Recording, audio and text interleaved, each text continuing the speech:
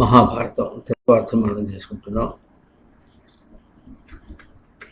బంది ఏకాదశ అన్న పదం చేత వేదమును వ్యక్తం చేస్తున్నాడు.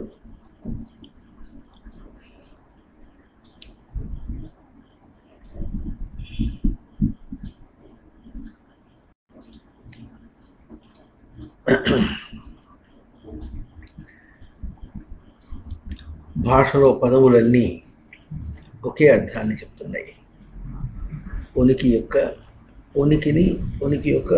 గ్రహింపును చెప్తున్నాయి. ఉనికినే చెప్తున్నాయి. మనం దాన్ని ఎప్పుడైతే శ్రవణం చేస్తున్నాం అనుకుంటున్నామో ఉనికి గ్రహింపు, ఎప్పుడు జారామనుకుంటున్నామో గ్రహింపు, గ్రహించిన దాన్ని స్థిరంగా నిలుపుకోవడం. ఈ రెండు అంశంలో బోధ ఎప్పుడు వస్తుంది, ఎప్పుడు పరిచయం కాదో, ఎప్పుడు తెలియదో అక్కడ బోధ అన్న అంశం వస్తుంది.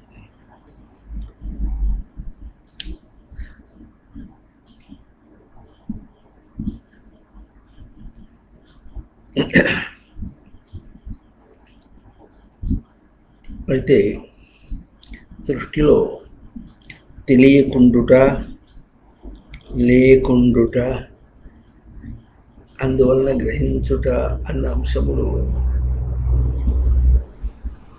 ఉనికితో పోల్చి లేవు. ఉనికితో పోల్చి లేవు. కానీ ఆ ఉనికి యొక్క తేజస్ ఎటువంటిదంటే దానికంటే వేరుగా ఏమైనా ఉంటే అటువైపు గుంజుకోవటం అనేటటువంటిది ఉంటుంది. దాన్నే గ్రావిటీ, ఆకర్షణ అని పదం చేత మనం ఒకసారి చెప్పుకున్నాం. అది సృష్టితో పోల్చి అవతల దాన్ని గుంజుకోవడమే అంతే. అటువంటి ప్రవర్తన ఉంటే ఇటువైపు గుంజుకోవటం అదే ఉన్నది. అది కాకుండా అంటే ఎట్ట, ఏ రూపంలో పతనం అవటం అంటే ఏ రూపం? ఇప్పుడు మనం ఏమంటున్నాం, జీవులలో పదం చెప్తాం. జీవులు అని పదం చెప్పి కాకుంటే అని అంటున్నాం అనమాట. ఈ జీవులు అంటే జీవించేవాడు, జీవ ప్రాణధారణి.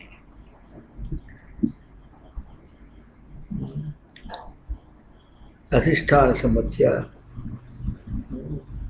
ఆనయతి అన్నారు.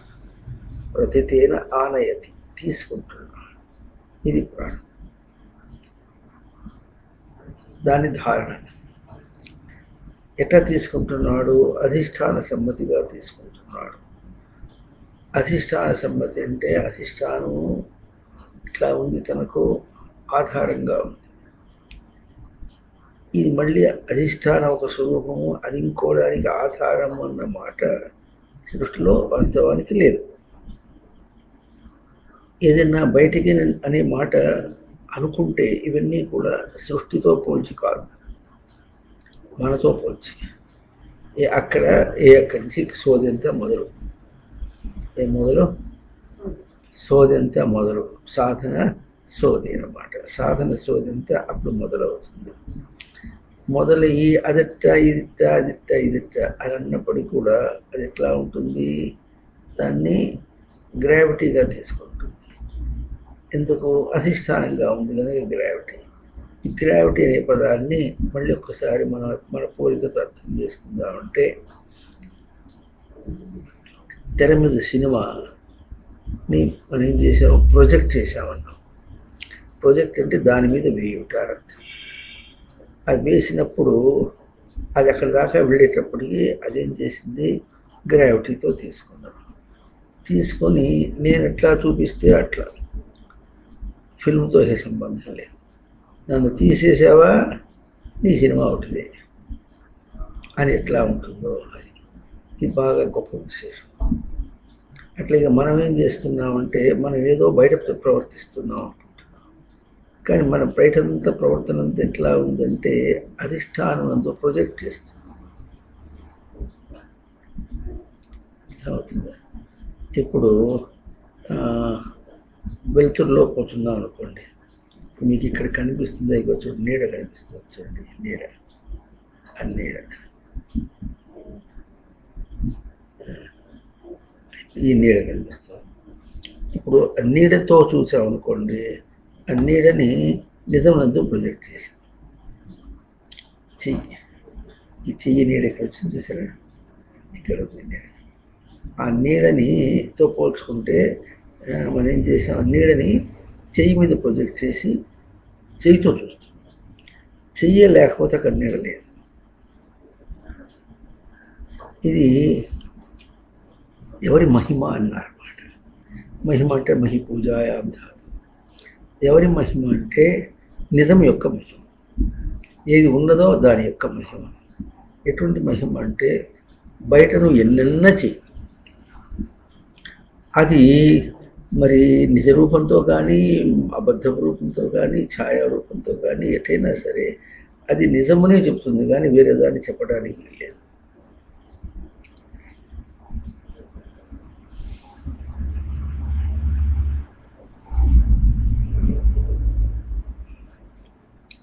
అది పట్టుకోవడానికి బాగుంది.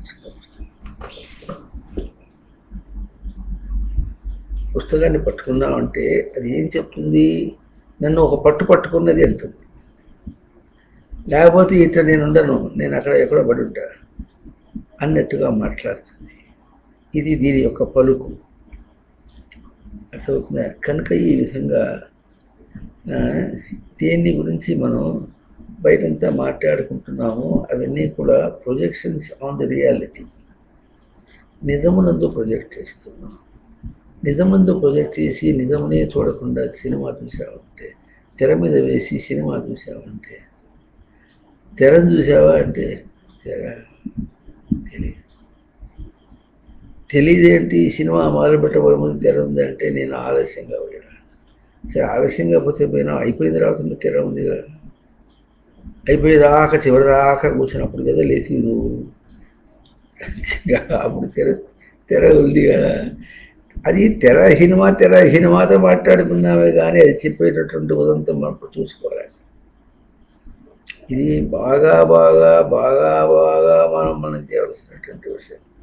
ఇక్కడిక్కడే మోసపోతున్నాం, మోహంలో పడుతున్నాం. ఇంకో చోట ఎక్కడే కాదు, తన దగ్గరే చూస్తూ బొందలో పడతాడు, బొందలు తవ్వుకుంటాడు. బొందలు తవ్వుకోవడం అంటే బొంద దేహానికి ఎట్లా తవ్వుకుంటే బొందడు తెలిసిన చచ్చిపోయిన తర్వాత తవ్వి పెడతారే వాడి బొంద అంటాడు అనమాట. అయితే అది ఎట్లా బొందో అంతకంటే తన గుర్తింపు తనకు లేకుండా తవ్వి దానిలో పడేసి, బొందలో పడేసి విషయాలు పోయినా మళ్ళీ వచ్చి చూస్తే కనిపించదు. ఆ తవ్విన బొంద తెలియదు. మళ్ళీ తవ్వుకోవద్దు, మళ్ళీ తవ్వాలంటే అబ్బా చాలా కష్టం అండి, మీరు చెప్పినవన్నీ పాటించాలంటే కష్టం అండి అంటాడు. అదిగా తవ్వడం కష్టంగా. ఎవరిని తవ్వాలి? తాను చూసుకోవడం కోసం. అక్కడ తవ్వాలంటే పలుగక్కర్లే, ఏవక్కర్లే, కొంచెం ఆగు, తొందరపడకుండా విను, అప్పుడు నీకే అర్థం అవుతుంది. అది తవ్వడం అంటే పలువు తీసి ఒక ప్రయత్నం, బయట ప్రయత్నంగా చేయటం అనేది ఏం లేదు. బయట ప్రయత్నం ఏమీ చేయకుండా ఉంటే, నువ్వు నిశ్చలంగా ఉంటే, చలనం లేకుండా ఉంటే, అప్పుడు నీకు తెలియవలసిందంతా తెలుస్తుంది. ఎందుకు తెలుస్తుంది? అది నీ దగ్గరే నీవై ఉన్నావు.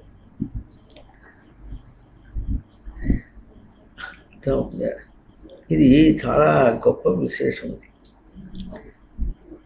ఎన్ని చెప్పినా వేదం అంతా ఏం చెప్పిస్తుంది? పదమే వేదం అంటే సప్త లక్షణాలు చెప్పుకున్నాం. సచ్చైతన్య ప్రకాశ నివాస విచారణ జ్ఞాన సముద్ర లక్షణాలు. 5 ధాతువుల చేత దాన్ని మనకు చూపించాడు. ఆ పదములు ఇదివరకే వేదంలో ఉన్నాయి.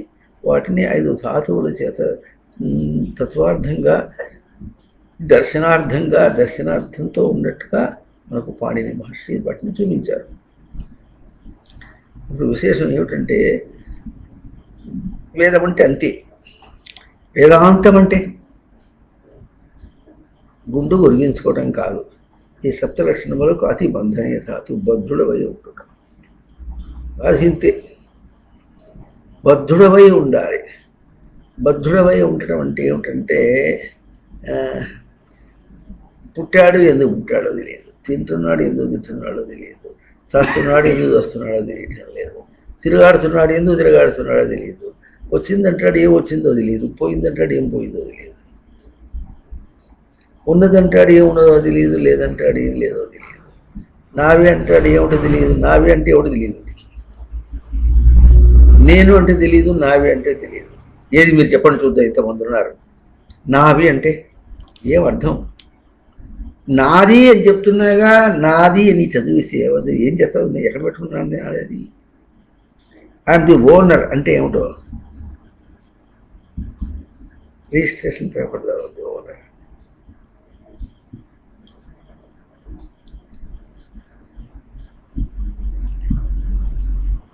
కన్ను తెరిచి చూడాలి, దృష్టిని ప్రసరించి చూడాలి, దృష్టితో చూడాలి, ఒట్టి కన్నుతో కాదు, మాంసపు కన్నుతో కాదు. చూస్తే మనకే అర్థం అవుతుంది. అవునా? అక్కడ ఇప్పుడు ఈ బంతి చెప్పే పదం ప్రకారంగా ఏకాదశ శబ్దంలో ఏకదశ, ఏక అంటేనేమో ప్రవర్తన, ప్రాప్తి ఎరుక, దశి భాషాయాం, భాష వ్యక్తాయాం వాచి అంటే ప్రవర్తన వ్యక్తమవుట, ప్రాప్తి వ్యక్తమవుట, జ్ఞానము ఎరుక వ్యక్తమవుట. ఏది ఇప్పుడు చెప్పండి, ఏం ప్రవర్తన నీకు వ్యక్తమైంది?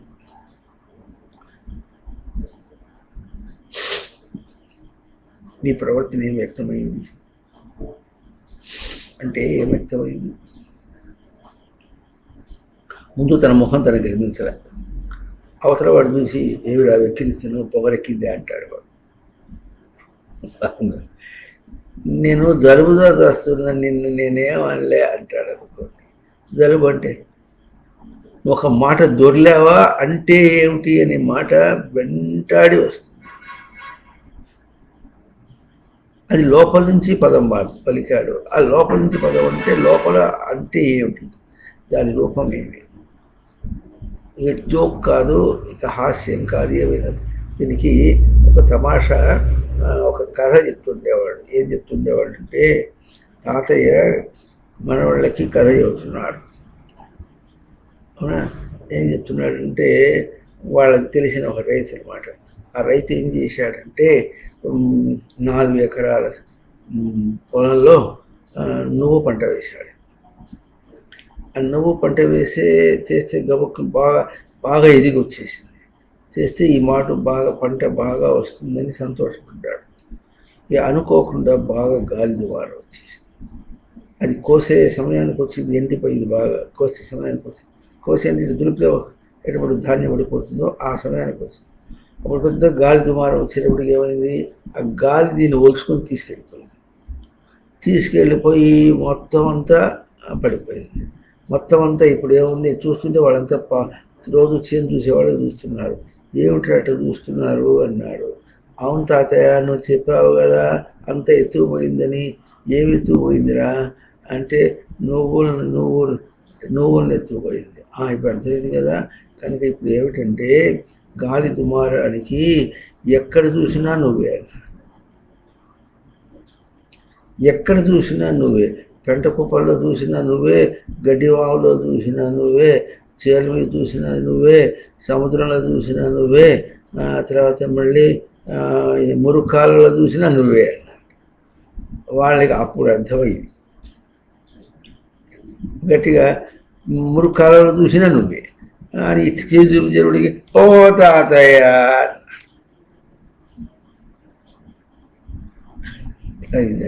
బాగా పంట పండి గాలి దుమారం వచ్చేటప్పటికి ఎక్కడ చూసినా నువ్వే, ఎక్కడ చూసినా తానే. నాది అంటే, నాది అన్న పదమునకు ఎంత విలువో, నాది నువ్వు తీసుకున్నావు.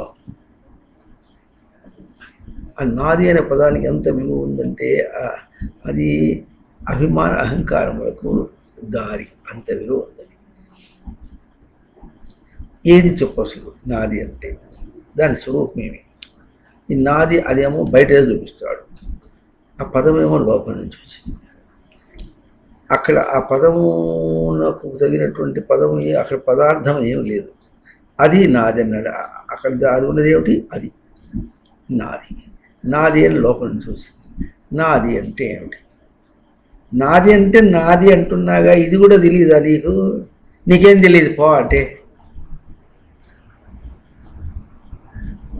అబ్బాయి ఏమన్నాడంటే ట్యూషన్ మాస్టర్ దగ్గరికి పోయి వస్తే రాసింది అన్నిటికీ టిక్కులే పెట్టాడనమాట. చెప్పి అన్నిటికీ టిక్కులు వచ్చినా కనుక సంతోషంగా వచ్చి అన్ని టిక్కులే అనుకుంటూ వచ్చాడు. ఏది చూపించమంటే చూపించాడు. అన్ని టిక్కులే అన్నాడు. టిక్ అంటే ఏమిటంటే వాడికి తెలియదు. అన్ని టిక్కులని అన్ని దీన్ని చూసి టిక్ అంటే అన్నాడు. టిక్కులు అంటే ఏమిటంటే టిక్కులంటే ఇట్లా అన్నాడు. అంటే ఏమిట్రా అంటే నీకేం తెలియదు పో అన్నాడు.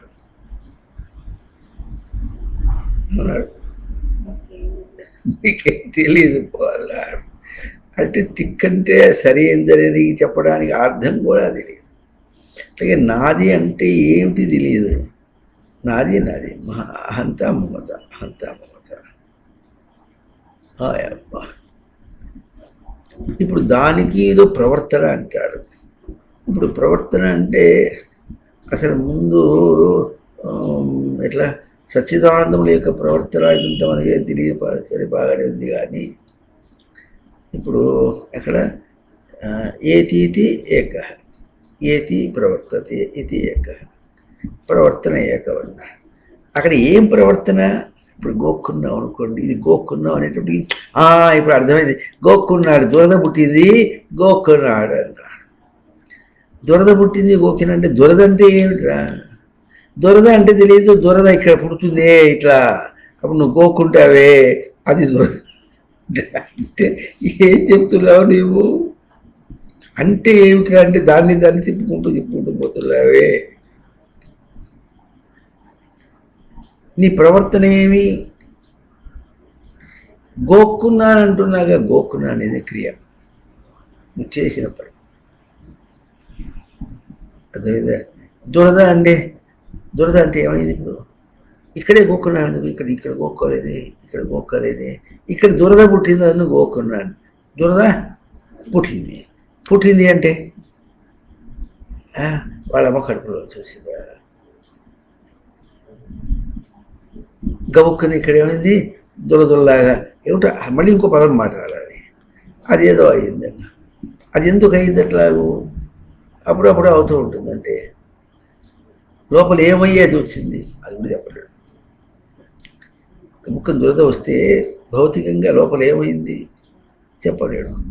గబుక్కన ఏదన్నా వీళ్ళంతా ఉన్నారే, వీళ్ళంతా ఎట్లా అంటే ఇంటర్పోలేషన్ అని ఊహించుకుంటూ ఏదో చెప్పేస్తాడు సైంటిస్ట్ చెప్పేటప్పటికీ చెప్పేశాడు. అది అన్నాడు. అది అని నీకు ఎడ తెలిసాడు? ఎవరు పోయి చూసావా? లోపల నుంచి తొంగి చూసావా? ఇది తెలిసిన ఇల్లు తలుపులు వేసుకున్నా కూడా ఎక్కడో చిన్న రంధ్రం ఉంటే బయట సూర్యుడు ఆ రంధ్రలో నుంచి లోపల తొంగి చూస్తాడు. చందమామ కూడా తొంగి చూస్తాడు. అది మనకు వస్తుంది, కనిపిస్తుంది. అట్లా ఎవరు తొంగి చూసావా లోపల దురదని? తొంగి చూడటం కాదు, నాకు తెలుస్తోంది. ఏం తెలుస్తోంది చెప్పేట తెలుస్తోంది చెప్పలేడు. దానికి ఒకటే భాష, వ్యక్తాయాంబాచి. ప్రవర్తనకి వ్యక్తాయాంబాచి ఏమిటది? సచ్చిదానందముడి యొక్క స్వరూపం అని. అవునా? దురద పుడుతుంటే సచ్చిదానందముల యొక్క స్వరూపం ఏమిటంటే ఉన్నాను, ఈ ఉనికికి భంగమైంది. ఎక్కడ భంగమైంది? ఉనికికి భంగం అంటే ఉనికికే భంగమైందా, తన గ్రహింపు భంగమైందా? ఇది ఇరుపక్షం అని చూపిస్తారు. బృహదారణ్యకోపనిషత్తులో ఇది ఇరుపక్షం అని చూపిస్తారు. అంటే ఉనికి పక్షం ఒకటి, గ్రహింపు పక్షం ఒకటి. ఈ రెండింటినీ ఏం చేయాలి? రెండింటినీ కూడా ఒక నిజమును చేసి దాన్ని గ్రహింపజేయాలి. అంటే ఉనికి దోషం కాదు, తనకు ఉనికి, తన గ్రహం. ఉనికి వేరు. ఉనికి ఎట్లా ఉంది, తనకు ఎట్లా వచ్చింది, గ్రహించడానికి పోల్చు గ్రహించడానికి తెచ్చుకున్నాడు. ఇప్పుడు అది ఎవడు చూస్తున్నాడు, మళ్ళీ తనేగా. వాడెవడు మళ్ళీ ఉనికి అర్థం కాని వాడు ఇప్పుడు దీన్ని పోల్చుకుని మళ్ళీ ఉనికి తెలుసుకోవాలంటే వీడెవడు?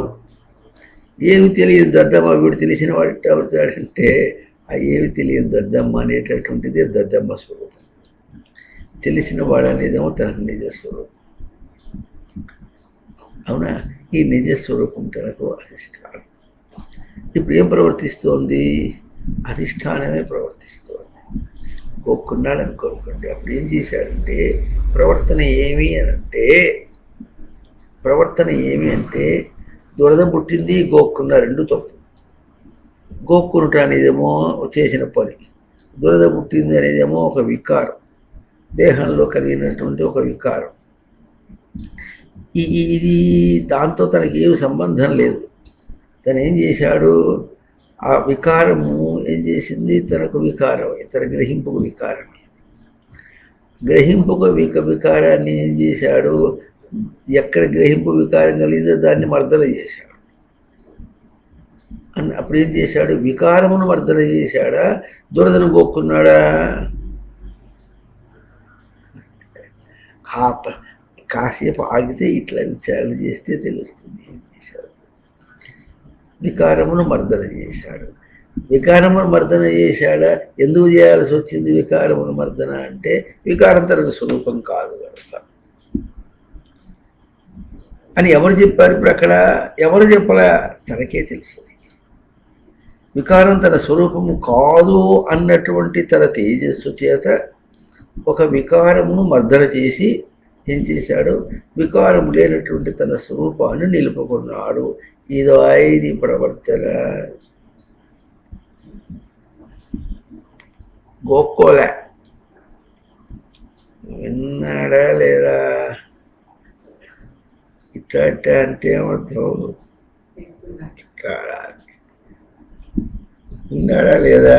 గోక్కోలే, తినలే, చూడలే, మరి చీదలే, అనలే, ఎక్కిరించలే, ఏమి చేయలే, దేహాన్ని కదిలించలే, ఏమి చేయలే. ఏం చేసినప్పటికి కూడా అక్కడ తనను ప్రవర్తింపజేసి తన ప్రవర్తనలు చూసుకున్నాడు. ఎట్లా చూసుకున్నాడంటే తన ప్రవర్తన ప్రమాణాత్మకంగా నిశ్చలంగా ఉంటే ఇదేమిటి చెప్పుమా, ఇదేదో వికారం వచ్చింది ఏమిటి అని వికారమును చూసుకుని వికారమును మట్టు పెట్టేటటువంటి రూపంగా మట్టు పెట్టి తన స్వరూపం అయితే తనకు నిలవాలి. కొత్త రావటం కాదు, దర్శనం కావటం కాదు, నిలవాలి. నిలుపుకుంటున్నాడు. తన స్వరూపం యొక్క దర్శనం చేత ఈ వికారమును మర్చిపెట్టడానికి ప్రయత్నం చేస్తున్నాడు. మరి చెమట గారుతోంది ఇట్లా అన్నాడు అనుకోండి, అప్పుడు అంతే. ముక్కు చేతి వస్తుంది అన్నాడు అనుకోండి, అది చేతుంటే ఏం చేయాలి? Body is unrest. దేహం ఎట్లా ఉంది, విశ్రాంతిగా లేదు. విశ్రాంతిగా లేకపోతే దాన్ని ఎట్లా చేయాలనో దాన్ని మట్టు పెట్టుకుంటూ తన స్వరూపాన్ని నిలుపుకోవాలి. కాళ్ళు నొప్పులుగా ఉంటే కాళ్ళు పిసుక్కుంటూ ఉంటే ఏం తెలుస్తుంది? చమ్మగా ఉంది అంటే నీ దుంపగా సరిగే మాట చెప్పరాదు. కాళ్ళు నొప్పి పిసుగితే చమ్మగా ఉంది అని అంటే అక్కడే సరిగిపోయింది. ఎందుకు పసుకుంది? నీవు కాళ్ళు నొప్పులుగా ఉంటే ఇప్పుడు ఏమైంది? కాళ్ళకి నొప్పి ఏమిటి? వచ్చి నీ కాళ్ళ ఎందుకే నొప్పిగా ఉన్నావు అంటే నేను ఎప్పుడు లేదే, నీకు అదేదో నీ గోళ అంటుంది. నువ్వు అనుకున్నవాడు ఇప్పుడు తిప్పుకుంటాడు, పిసుక్కుంటున్నాడు. పిసుక్కుంటే ఇప్పుడు ఏం చేశావంటే ఈ దేహంలో కలిగినట్టు కాళ్ళలో ఉన్నటువంటి వికారమును మట్టుపెడుతున్నాడు. ఎందుకు మట్టుపెడుతున్నాడు? దాన్ని మట్టుపెడుతూ ఉన్నందువల్ల దానికి ఉపాయం చెప్తాను చూడండి. ఎట్లాగంటే అగ్ని ఏం చేస్తుంది, ఒక ఇంధనాన్ని దహింపచేస్తూ వెలుగుతుంది. అట్లాగే ఏం చేస్తున్నాడు, కాళ్ళు పిసుక్కుంటున్నాను అనుకుంటున్నాడే, అక్కడ ఏం చేస్తున్నాడు, వికారమును మర్దన చేస్తున్నాడు. వికారమును మర్దన చేస్తూ తన స్వరూపాన్ని గ్రహిస్తున్నాడు. ఎట్లా గ్రహిస్తున్నాడో, ఆ వికారం లేకపోతే తన స్వరూపం ఏముంటుందో ఆ స్వరూపాన్ని వికారమును మర్దన చేస్తూ తమేవ ఆద్యం పురుషం ప్రపంచే ప్రవృత్తి పురాణి చేస్తూ తన స్వరూపాన్ని చూస్తున్నాడు. కనుక ఈ విధంగా చూస్తున్నాడని అంటోంది. మాత్రం ఇంకో బోధగా వచ్చేటప్పటికి ఏం చేయాలి? చేస్తూ నీ స్వరూపాన్ని దర్శనం చేయన్నాడు. దర్శనం చేసి ఎప్పుడు దర్శనం చేస్తూనే ఉన్నావుగా. అసలు దేహం జోలికి ఎందుకు పోతాడు తెలిసిన మీకు తెలవదు. ఇప్పుడు ఇనుకోరి మీకు తెలవదు. ఇప్పుడు ఇనుకోరి అలా ఎందుకు పోతాడంటే అది వికారం అయితే పోతాడు. దాన్ని కాదు.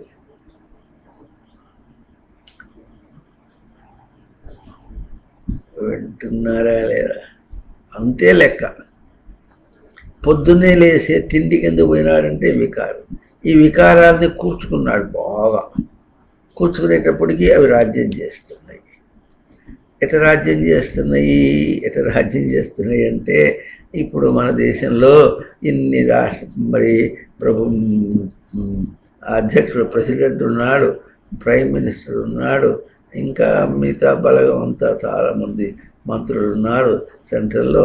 లేకపోతే ఒక్కొక్క రాష్ట్రంలో ముఖ్యమంత్రి ఉన్నాడు, వాళ్ళ బలగం అంతా ఉన్నారు. ఎవరికైనా నేనండి తెలుసా?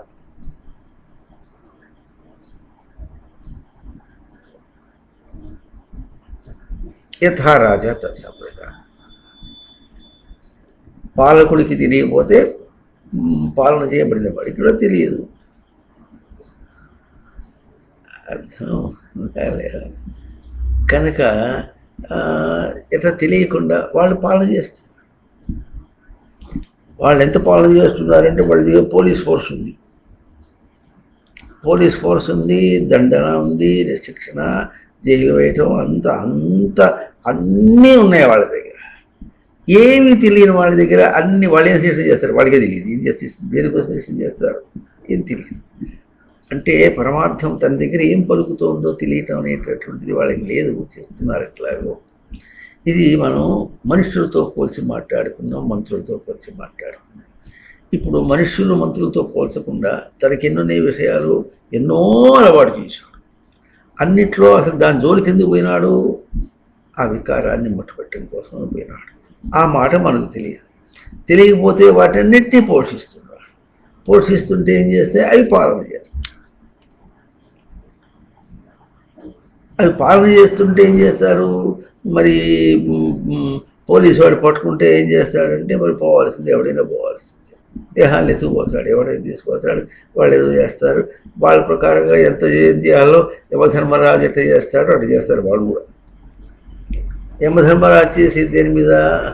నిజ రూపం మీద, సచ్చిదానంద స్వరూపం లేదు, నియమం లేకపోతే అన్నటువంటి దాని మీద యమధర్మరాజు యొక్క ఆ యమధర్మరాజు అనేప్పటికీ అది కూడా ఒక దేవత అన్నటువంటి అర్థం కాదు, అదొక అంశం. మనం వేరైపోతే ఇంకోటి ఆ యమధర్మరాజుకి ప్రాణం ఎవరో తెలిసినా తాను ఇచ్చింది. తాను ఎట్లా ప్రాణం ఇచ్చాడు తెలిసినా తప్పుగా ప్రవర్తించి యమధర్మరాజుని సృష్టించుకున్నాడు. తాను తప్పుగా ప్రవర్తించకపోతే యమధర్మరాజు లేదు.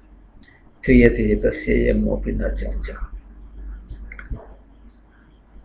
యమధర్మరాజుకి ఎక్కడ ఉంటాడు? ఎవరు లేడు అన్నాడు.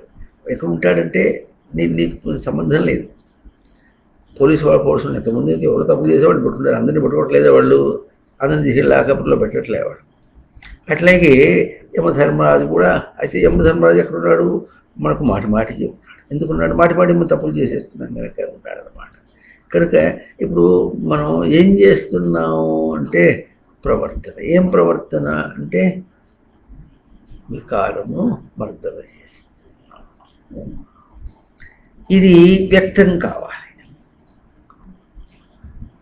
మనకి ఇది వ్యక్తం కావటం లే.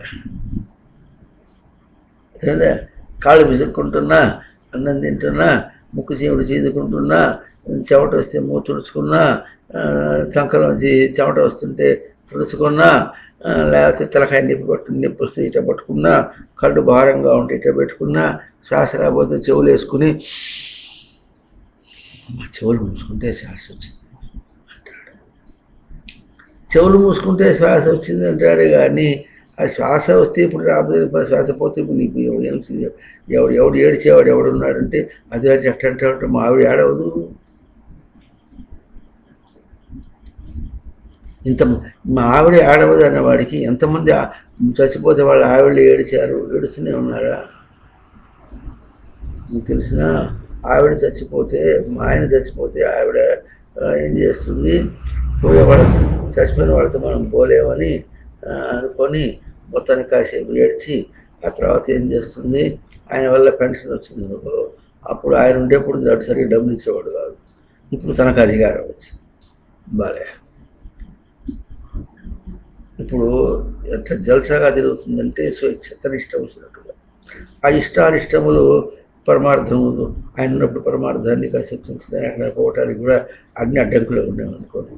కాసేపు విడిచి ఆయన వదిలేసింది, తన పాటికి తన సాధన చేసుకుంటుంది.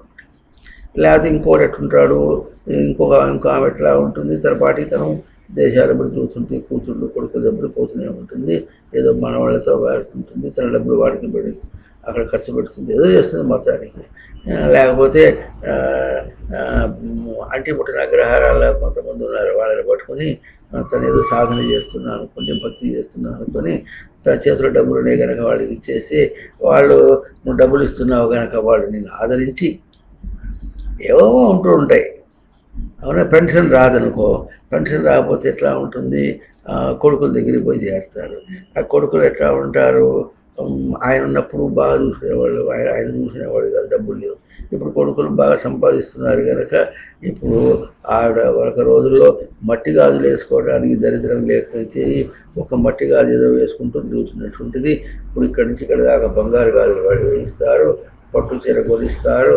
ఇక బొట్టు మాత్రం లేదు, పెట్టుకుంటే వాళ్ళు గారు కానీ బొట్టు పెట్టుకుంటే ఏం బాగుంటుందని పాత వాళ్ళు అంటారు. ఇప్పుడు ఏమిటి అసలు ఆ తర్వాత కొంతకాలం ఏంటంటే మూడు చచ్చిపోయినా బొట్టు పెట్టుకోవడం బాగుంది, యథావిధిగా ఇదివరకు ఎట్లా పెట్టుకున్నారో అట్లా పెట్టుకున్నారు. ఇప్పుడు ఏం చేస్తున్నారంటే మూడు ఉన్నప్పుడు కూడా బొట్టు జరిపేసి తిరుగుతున్నారు. ఇక ఆ తర్వాత మూడు పోతే ఎట్లా ఉంటుందనే దాని మీద సమస్య లేదు. భలే రోజుల్లో ఒకసారి ఇప్పుడు కోయిల కొట్లలో ప్రవచనాలు జరుగుతున్న రోజుల్లో ఒక అమ్మగారు వచ్చారు.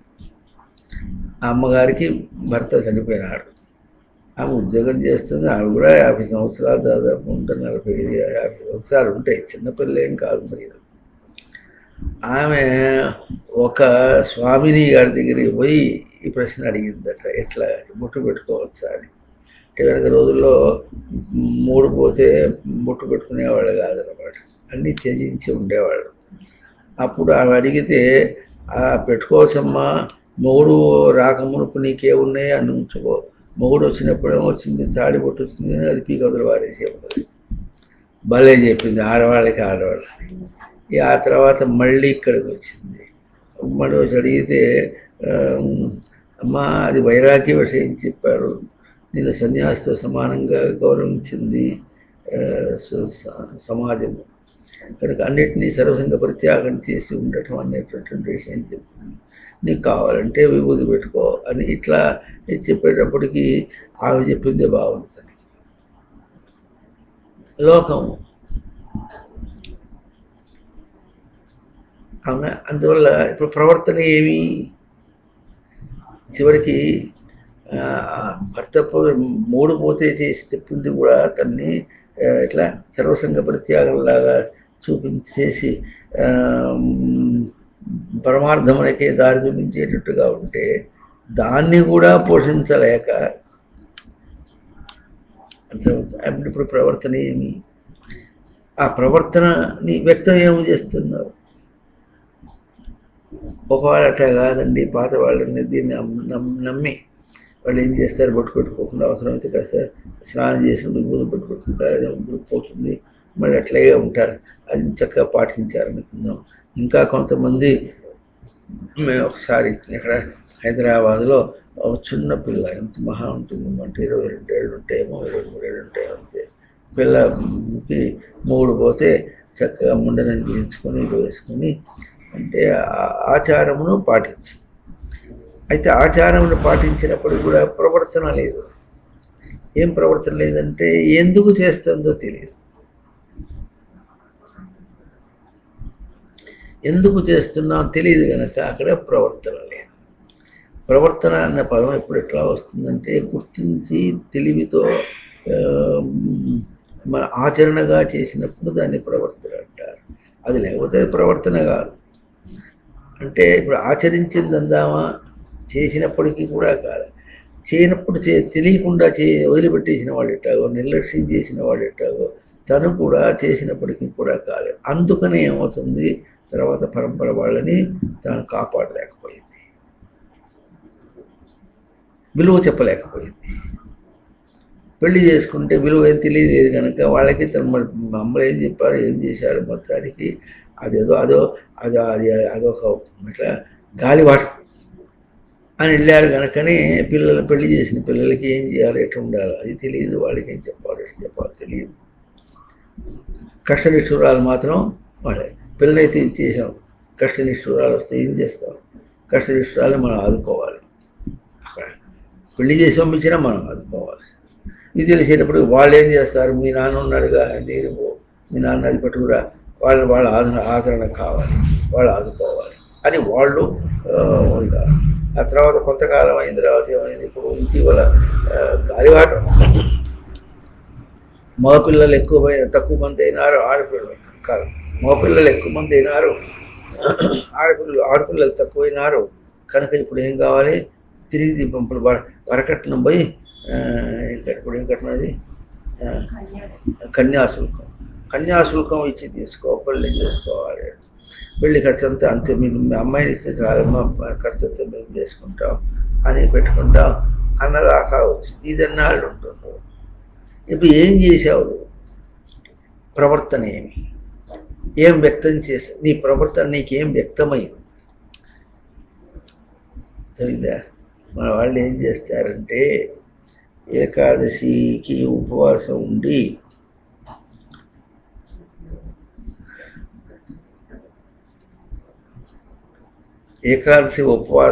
తర్వాత ద్వాదశి రోజున మళ్ళీ మింగుతారు.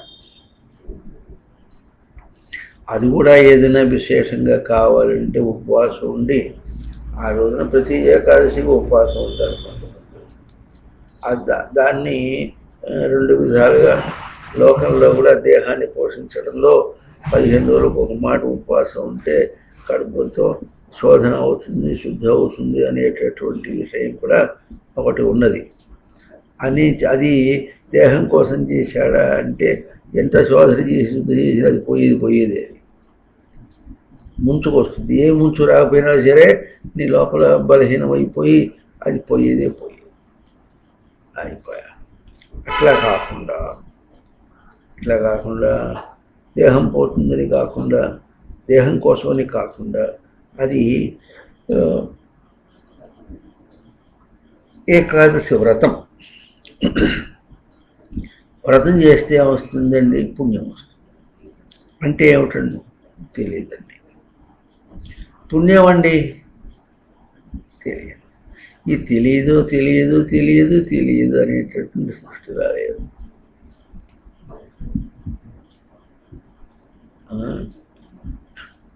ఎవరన్నా పిలిచేవరే వాడి పేరేమిటాడంటే నాకు తెలియదంటాడు. నాకు తెలియదు కూడా తెలియదంటాడు.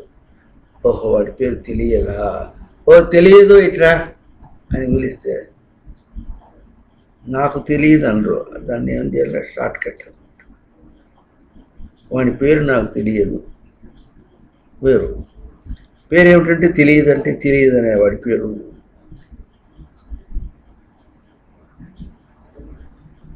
ప్రవర్తన ఏం షార్ట్ కట్ ఇది?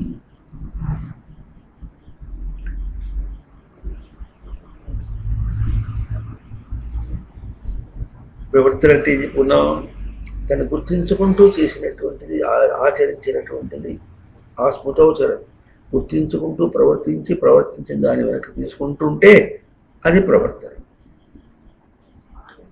అంటే తనలో తనకు ప్రవర్తన అంటే ఎట్లా ఉంటుంది? అది అసలు భౌతిక ప్రక్రియ అక్కడ ఏమీ లేదు. అసలు ససేమిరా భౌతిక ప్రక్రియ లేదు. పూర్తిగా అది అభౌతిక ప్రక్రియే. మరి అంత అయినప్పటికీ కూడా దాన్ని గుర్తించకుండా ఎట్టంటే అట్ట ప్రవృత్తి చేసుకుంటూ పోతుంటే అక్కడ ఏం చేశావు?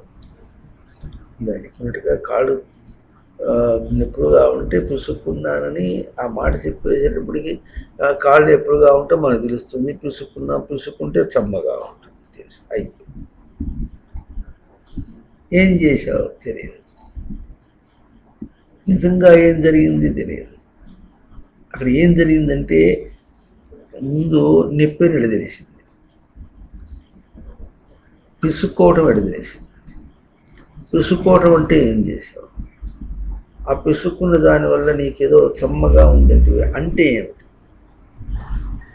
దానివల్ల ఏమైంది? కాళ్ళు నొప్పులు తగ్గినాయి. తగ్గితే ఇప్పుడు ఏమైంది? మోక్షం వచ్చిందా? రా, దేవుడు కనిపించాడా? కాళ్ళు నొప్పులు తగ్గేటప్పుడు ఏం చేశాడు?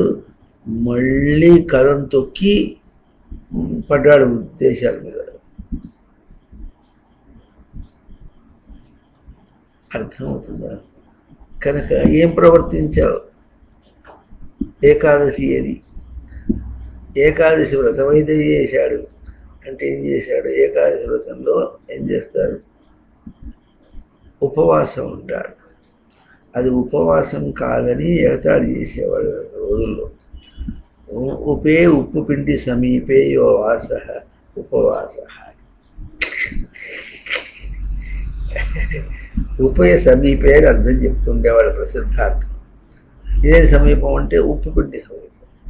ఉప్పు పిండి అంటే బియ్యాన్ని రవ్వ చేసి ముందుగానే ఏకాదశి వస్తుంది బియ్యం కయ్యి ఆరబోసి దాన్ని విసరాలి. విసిరినప్పుడు చక్కగా రవ్వ వస్తుంది, విసరాలి. అది చేసుకుని ఏకాదశి రోజున అది తిని మళ్ళీ కాస్త పప్పు లేకపోతే కష్టం అవుతుంది కనుక దానిలో ఇంత పెసరపప్పు వేసి ఇంత జీలకర్ర వేసి దానిలో నలుచుకోవటానికి ఏదన్నా అల్ల పచ్చడి ఇంకో పప్పు కట్టో ఏదో వేసి రాను కూరగాయల యొక్క ప్రాచుర్యం ఎక్కువైపోయింది కనుక ఇంత కూరగాయలు బాగా వేసుకుని తిని బాగా కడుపుండా తింటే ఉపవాసం మొత్తానికి. అవునా? మొత్తానికి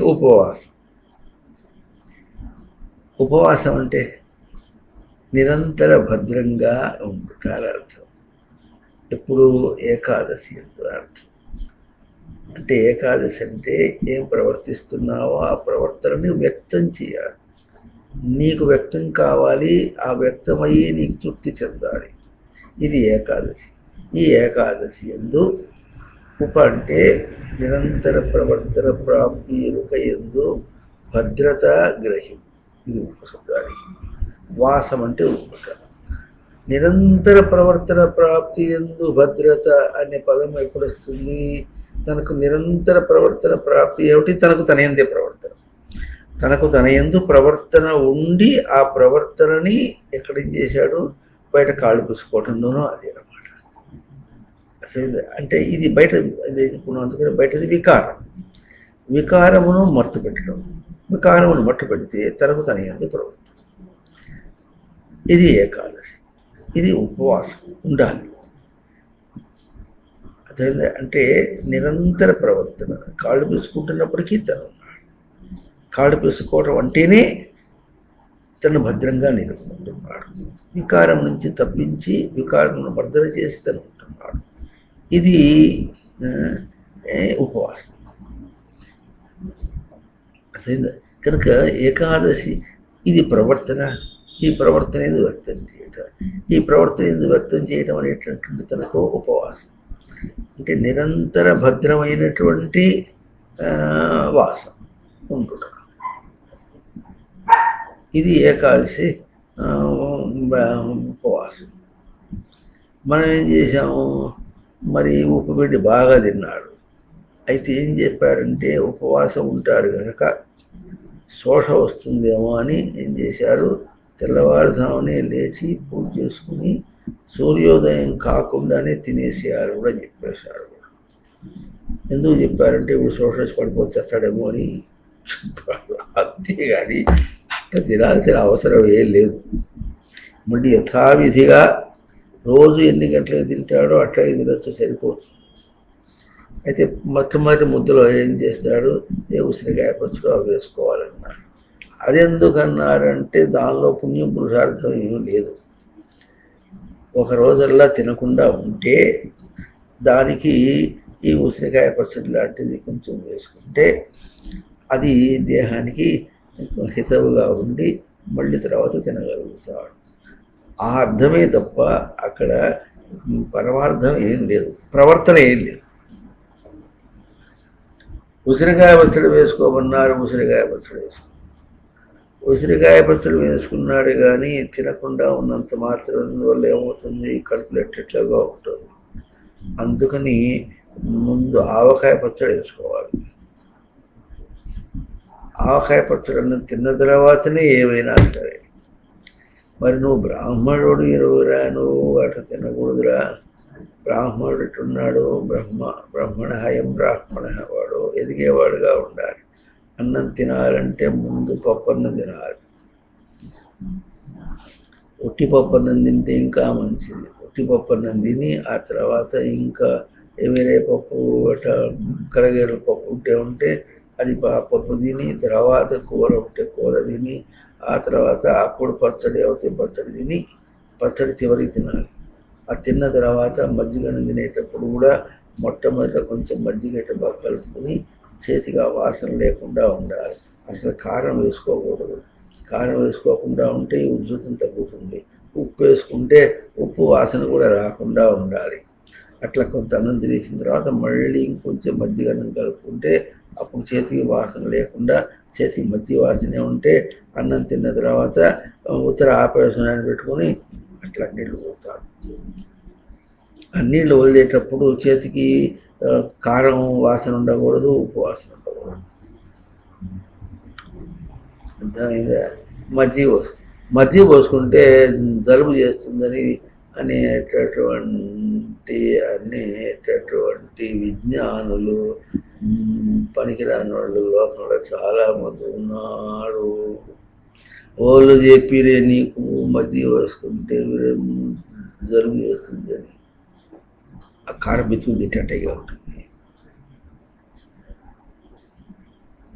దాన్ని అడ్డబెట్టి తిరిగి చెప్పారు. ఏం చేస్తున్నావు చివరికి?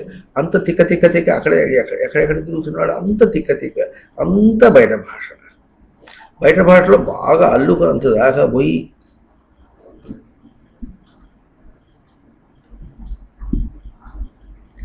ఇంకా అవసరమైతే మేము మజ్జిగ పోసుకుంటాం, మేము పెరుగు పోసుకుంటాం.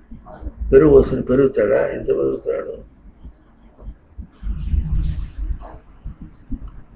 మహాదరిద్రం అదొకటి, దేహానికే పనికిరాదు. దేహానికి ఎట్లా దేహానికి పోషణ చేస్తే తనకు నిశ్చలమైనటువంటి గ్రహింపును అందిస్తుందో అట్లా పోషణ చేయాలి. అయ్యే బోధ దగ్గరికి వెళ్తే తెలిసిందే. కనుక ఏకాదశి అనే పదము ముందు తన పక్షంగా, స్వపక్షంగా, తన స్థానంలో ఆచరించినప్పుడు ఇందాకేం చెప్పుకున్నాం, కాళ్ళు తీసుకోవటం లేదు. ఏం చేస్తున్నాడు? వికారమును మర్దన చేస్తున్నాడు. వికారమును మర్దన చేస్తున్నాడు. ఏదైనా సరే వికారమును మర్దన చేస్తున్నాడు. పొట్టకి ఇంత అన్నం పడేసినా కూడా వికారమునకు మర్దన చేస్తున్నాడు. దీనికి ఇంత పడేశాడు. అది తినేటప్పటికి ఏం చేస్తుంది? దాని వికారంలో ఇంకో వికారం చూపిస్తుంది. ఆ వికారానికి మళ్ళీ ఇంకో మర్దన పడుకున్నాడు. ఇప్పుడు ఏం చేశాడు? పడుకున్నాడా?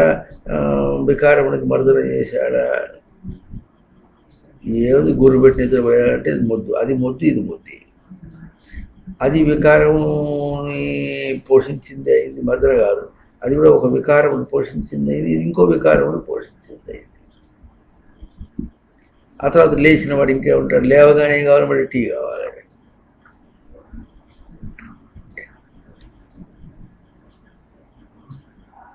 ఎక్కడికి పోవాలంటే టీ తాగి పోవాలి. ఏమిటో ఇంట్లో ఉన్న టీ తాగాల్సిందే, ఆఫీసులో పనిచేస్తున్న టీ తాగాల్సిందే. ఆ టీ తాగే సమయానికి ఎంతమంది వచ్చినా వాళ్ళకు కూడా తెప్పించి ఇవ్వాల్సిందే.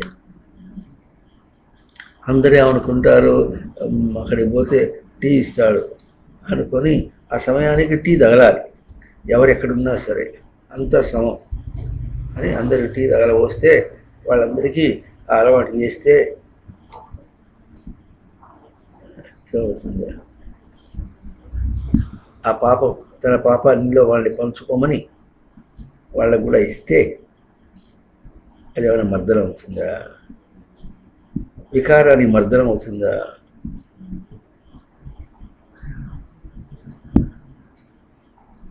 కారం మెతుకుంటుంటే వికారాన్ని మర్దనం అవుతుందా? కాదండి, కారం కొంచెం తగిలితేనే దేహం సరిగ్గా ఉంటుందంటే వాడి పిచ్చి తొగ్గుల కనాలి. చాలా తప్పు. అట్లా అలవాటు చేశాడు, తప్పుగా అలవాటు చేశాడు. తప్పుగా అలవాటు చేసేప్పుడు అది లేకుండా కష్టం అంటే ఎట్లా?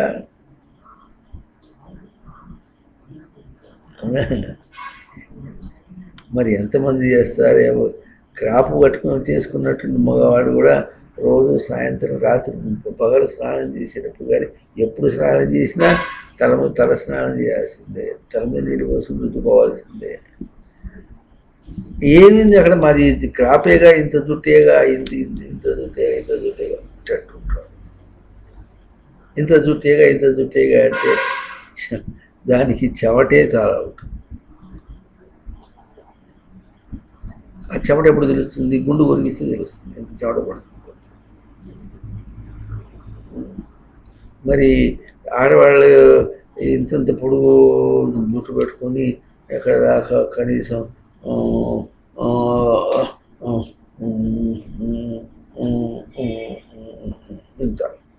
ఇంత పొడుగు జుట్టు పెట్టుకొని వాల్దాడ వేస్తుంటే కొరుక్కుంటూ తిరుగుతుంటే వాళ్ళు లెట్టిని పోయించి వాళ్ళు అట్టగే స్నానం చేస్తే వాళ్ళ అన్నం వండి పెడితే ఎట్లా తినాలి? అమ్మో తల స్నానం చేస్తే మాకు తలనొప్పి వస్తుంది, తుమ్ములు వస్తాయి.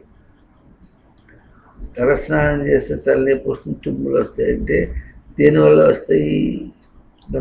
అది వేడి, తలకి వేడి ఎక్కుతుంది. ఏం తెలిసినా మీకు, స్నానం చేసేటప్పుడు ఇక్కడ పోసుకుంటే తలకి వేడి ఎక్కుతుంది. ఆ వికారం మీకు ఎవరికి తెలియదు కనుక అవస్థపడతారు. దానికి ఇంత నూనె పూస్తారు. ఆ నూనె పూసేటప్పటికి జిడ్డు పేరుకుంటుంది, తుమ్ము పేరుకుంటుంది.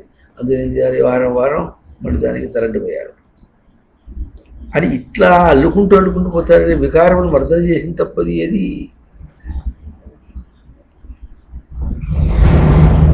చేత కాకపోతే కష్టంగా ఉంటే గొరిగించేస్తే అయిపోయింది. ఎవడు చూడాలి ఇప్పుడు? అమ్మ మా ఆయన ఒప్పుకోడే, ఆయన పాయగా పైన వాళ్ళకైనా చేసుకోవచ్చుగా. అమ్మ జుట్టు లేకపోతే ఎట్లా? ఆడవాళ్ళం కాదు మేము?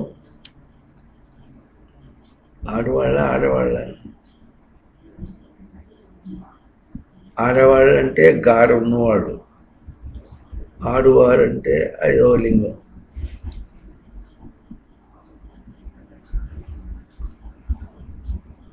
తీసేయి, ఏం చేసుకుంటావు? నీకు అడ్డం వచ్చి నీ అన్ని వికారాలు కలిగించేవాటి నుంచి కదలవాటి చేసేటప్పుడు అమ్మో అట్టెట్లా అవుతుంది? మొగుడు పోయినా కులుకుడు పోదు, నా కులుకుడు ఆయన కోసం ఏమిటి? నా కోసం నేను చేసుకుంటే ఆయన నా ఎంబడబడ్డాడు, ఆయన్ని ఎంబడబడ్డాడు, నువ్వు ఆయన ఎంబడబడితీవిగా. ఏదో ఏం అర్థం లేదు. ఆ కులుకుడికి ఏమర్థం? ఒకడెంబడి పడ్డాడు, ఆ కులుకుడికి ఏమర్థం? ఏమర్థం చేసావు ఇప్పుడు? ఏం ప్రవర్తన జరిగింది? ఇంతకు ఏం ప్రవర్తన జరిగింది? వికారపు ప్రవర్తన జరుగుతుంది. వికారం మరి ఏమి తెలియనటువంటి పాలకులు మనల్ని పాలన చేస్తున్నారనేటటువంటి హాస్యం ఎట్లా ఉండదో అట్లాగే ఏం చేస్తుంది? వికారములన్నింటినీ పట్టుకుని వికారములన్నీ పాలన చేస్తుంది. వాటి యొక్క స్వేచ్ఛా ప్రవర్తన తనకు పాలన అయిపోయింది. ఇకపోతే అప్పుడు ఏకాదశి ఏది? ప్రవర్తనే లేదే అసలు. తనలో తన ప్రవర్తన మాట లేదు. తనలో ఏం జరుగుతుందో అర్థం కాదు. నా మనసు ఏం బాగాలేదంటాడు. అంటే ఏమైంది? మనస్సు అంటే ఏమిటిది? బాగాలేదంటే ఎట్లా? దేంతో పోల్చి బాగాలేదు? బాగాలేదంటే ఏం దేంతో పోల్చి అంటాడు మాట వాటికి. అట్లా తిరగదిప్పి మాట్లాడే నిర్లక్ష్య భావం వాళ్ళకి తెలుస్తుంది. అర్థమవుతుందా? ఎవరి గురించి చెప్తున్నారు? ఎక్కడ చెప్తున్నారు? వేదం గురించి చెప్తున్నారు. వేదం ఏం చెప్తుందో చెప్తున్నారు. వేదం ఏం వ్యక్తం చేస్తుందో చెప్తున్నారు. ఏం వ్యక్తం చేస్తుందంటే ఏకాదశిని వ్యక్తం చేస్తూ, ఇట్లా నువ్వు ఏం పదం చెప్పినా వేదం వ్యక్తం చేసేటటువంటి తీరు వేరు, మనం అనుకునే తీరు వేరు. నేను శబ్దానికి కూడా నేనంటే నాకే త్వం ఇస్తేనే, నా కొమ్మిస్తేను, నీ కొమ్మి వాళ్ళ నాకే త్వం ఇస్తేనే, నా కొమ్మిస్తేను. అర్థమైందా? తనకేమో ఒకటే కొమ్ము, ఒకటేమో ఏత్వం, ఇంకోటి కొమ్ము. గురువుకేమో 3 కొమ్ములు, గాకు కొమ్ము, రాకు కొమ్ము, వాకు కొమ్ము, 3 కొమ్ములు. 3 కొమ్ముల పశువు వాడు మన లెక్కలో. ఆయనకేం చెప్తారు? మసు చెప్తారు లేదు. చూడు ఏమన్నా అర్థం ఉంది? ఆడవాడిని గుండు గుర్తుకోమంటే జుట్టు తీసేయమంటే ఏమవుతుందంటే ఏం చేస్తావు చూడు. మరి నీ ప్రవర్తనకి ఏం కావాలో చూడు. తల స్నానం చేయడమే జాతి. ఏం తింటాడు? వాడి శౌచ అనుష్ఠానం ఏది?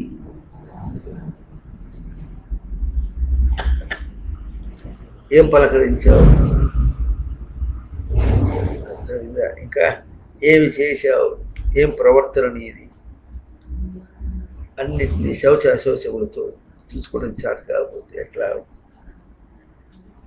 అసలు అదంతా ఎవడు చెప్పాడండి? లెట్రిన్ పోయిస్తే స్నానం చేయాలని ఎవడు చెప్పాడు? మా ఇళ్ళల్లో అటువంటివి ఉండవండి. పొద్దున్నే లేస్తాం, లేవగానే లెట్రిన్ పోవాలంటే పోయేస్తాం.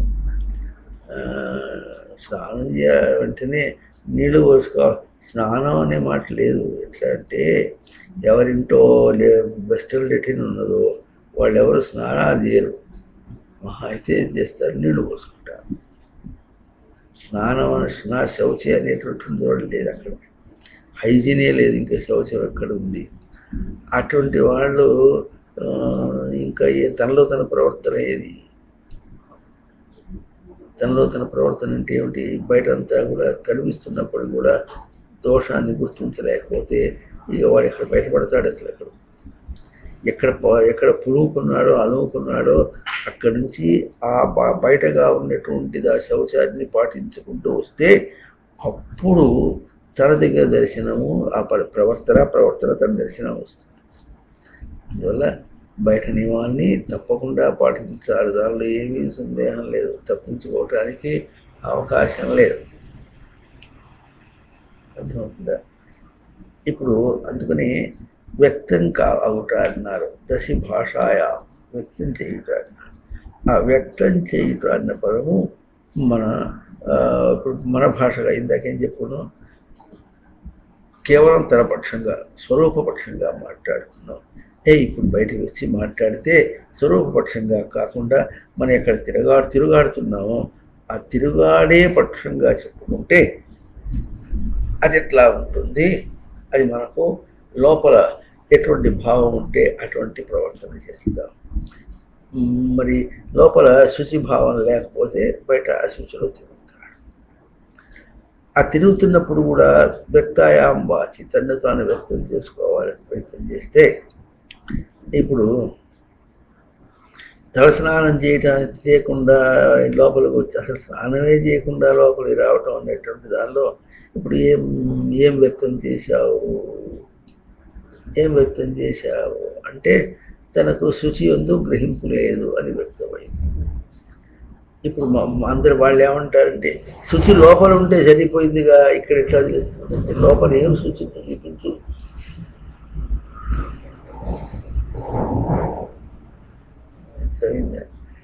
నువ్వు చెప్పావుగా లోపల శుచి, నేను శుచి స్వరూపం అన్నావుగా. నువ్వు చెప్తీవుగా అని అంటాడు. అవును, నువ్వు చెప్పారు సరే, బాగుంది, శాస్త్రం కూడా కోడే కూస్తుంది, బాగుంది, నీ గ్రహింపులో ఉందా? తన శుచిత్వం ఎట్లా ఉంది, అర్థం ఉందా? అది లేనంత వరకు కూడా బయట శౌచమును అన్ని ఇంద్రియముల ద్వారా, దేహంతో కూడా కలిపి అన్ని ఇంద్రియముల ద్వారా ఆచరించితేనే తెలుస్తుంది. అంతేగాని మాటలతో కోటలు దాటకూడదు. ఎందుకంటే ఎక్కడ బయట నమ్ముకున్నావో అక్కడ అవన్నీ ఆచరించాలని పోతే, లేకపోతే అవుతుంది ఇష్టాప్రవర్తన, ఇచ్ఛాప్రవర్తన అవుతుంది. ఇచ్ఛాప్రవర్తన చేత ఇంకాటే పోతాడు. అట్లా కాకుండా, ఇచ్ఛాప్రవర్తన కాకుండా అక్కడ దాన్ని మనం కేవలం ఇప్పుడు దేహంతో పోల్చుకుని అది అన్హైజెనిక్ అన్నాం. మరి స్నానం చేయకుండా, దొడ్డిపోకుండా పోలీసు స్నానం చేయకుండా ఇట్లా చదువుకుంటే ఆ బట్టలు వేసేటట్టు ఉంటుంది. దాంతో అన్నం వడ్డీ పెట్టి వంటంతా చేసి మూడుకి పెట్టి ఆ తర్వాత పోయి స్నానం చేసి వచ్చి నేను నీళ్ళు పోసుకొని వచ్చి తింటుంది. ఏం చేసి నేను నీళ్ళు పోసుకునే తిన్నా, ఆ తేడా తెలియదు అన్నమాట. నీళ్ళు పోసుకోకుండా ఉండు, పుట్టిన కాడి నుంచి పుడకలు పోయే కాడ దాకా ఎందుకు పోసుకున్నావు? శుభ్రంగా ఉండాలి. మరి ఆ సెన్స్ దేని ఎందుకు వచ్చింది? ఇప్పుడు దేహంతోనేగా. దేహం ఎట్లా ఉంటే నీకే అది విపరీతం ఉంటాడు. ఎట్లా ఉంటే ఎట్లా అవుతుందంటే అది అన్హైజెనిక్. లోకంలో ఉండ తిరగలే ఉంటాడు. లోకంలో తిన్నప్పుడు దానిలో పోయి అది ఒప్పుకున్నవాడివి దాని యొక్క నిజ స్వరూపానికి పోకుండా అంత పిచ్చి పిచ్చిగా ప్రవర్తిస్తే ఎట్లా ఎవరికి అవుతుంది? లోకంలో ఎట్లా అవుతుంది? ఎవడి వాడు పడుతాడు. కానీ ఈ పిచ్చి పిచ్చిగా ప్రవర్తించేటటువంటిది తన అభ్యాసం చేస్తున్నాడు. ఇది తన ప్రవర్తన అయింది.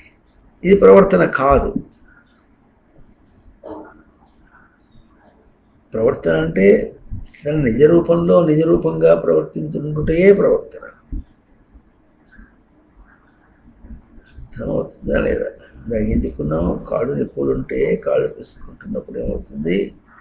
కాళ్ళు పిసగ్గా అప్పుడు ఏమవుతుంది? వికారమును మర్దన చేస్తుంటే తనలో ఉన్నాడు. చమ్మగా ఉంది, చమ్మగా ఉంది, మళ్ళీ కాలుతో పోటీ చమ్మగా ఉందంటే కాలు నొప్పులు ఎప్పుడు చమ్మగా ఉందంటే దాని వికారమును మర్దన చేసుకుంటే తన స్వరూపాన్ని చూసుకో. వికారము అర్థం చేసుకున్న స్వరూపాన్ని చూసుకున్నప్పుడు తెలుస్తుంది నీకు నీ స్వరూపం ఏమిటో అర్థం అవుతుంది, ఎట్లా ఉన్నావు. మళ్ళీ దేహంతో పోల్చుకోవద్దు, ఆ నిప్పుతో పోల్చుకోవద్దు, కాళ్ళు పుస్తకంతో పోల్చుకోవద్దు.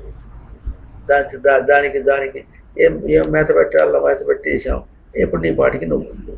అప్పుడు ఇట్లా ఉంటుందో చూడు. ఆ చూపును చూసి ఆ విధంగా అన్నిట్లో ఎట్లా ఉండగలిగావు అప్పుడు. కనుక ఇప్పుడు ఎట్లా ఉంటున్నారు? ఏకాదశి శబ్దానికి ప్రవర్తన ఎందు దశి భాషాయాం భాష వ్యక్తాయాం వాచి అని చెప్పినప్పుడు బయటగా మనం ఎట్లా బయటగా తిరుగాడుట, ప్రవర్తనకుండా తిరుగాడుట ఎట్లా ఉందంటే లోపల నీకు ఎట్లా ఉందో, ఎటు గ్రహింపు ఉందో ఆ గ్రహింపుని ప్రయోగం చేస్తున్నావు. అది మనకేం చూపిస్తుంది అంటే లోపల నువ్వు నీ గ్రహింపు స్పష్టంగా లేదు అన్నటువంటిది స్పష్టంగా అవతల చూపిస్తుంది. సృష్టిలో ఉన్నటువంటి గొప్ప విశేషం ఏంటంటే నువ్వు బయట ఎంత తిరిగినప్పటికీ కూడా జడము, నువ్వేమో చైతన్యం. ఈ చైతన్యాన్ని నువ్వు తగలబెట్టుకొని అక్కడ పోయి తిరిగావు అనుకోండి, అది ఒప్పుకోదు. సృష్టిలో రెండే ఉన్నాయి, జడము చైతన్యము. ఇక్కడ నువ్వు జారిపడి నీ స్వరూపాన్ని జారిపడి మాట్లాడుకుంటే రెండే ఉన్నాయి, జడము చైతన్యం. నువ్వు చైతన్య స్వరూపం, బయట జడ స్వరూపం. నువ్వు ఎంత చైతన్యవంతంగా పోయినప్పటికి కూడా పోతున్నా అనుకుని నీ చైతన్యాన్ని గుర్తించకుండా ప్రవర్తించావు అనుకో, అంటే చైతన్యం తన స్వరూపమేది, అవతల దాంతో సంబంధం లేదు. అది గుర్తించకుండా ప్రవర్తించావు అనుకో, గుర్తించకుండా చేసినటువంటి నీ తిరుగాడు నీ చేష్టలన్నీ కూడా అది బట్టబయలు చేసి చూపిస్తుంది, బొమ్మ గీసినట్టు చూపిస్తుంది. అవునా? ఇప్పుడు ఏం చేస్తుంది? అది చూసి మనసు అందుకోవాలి.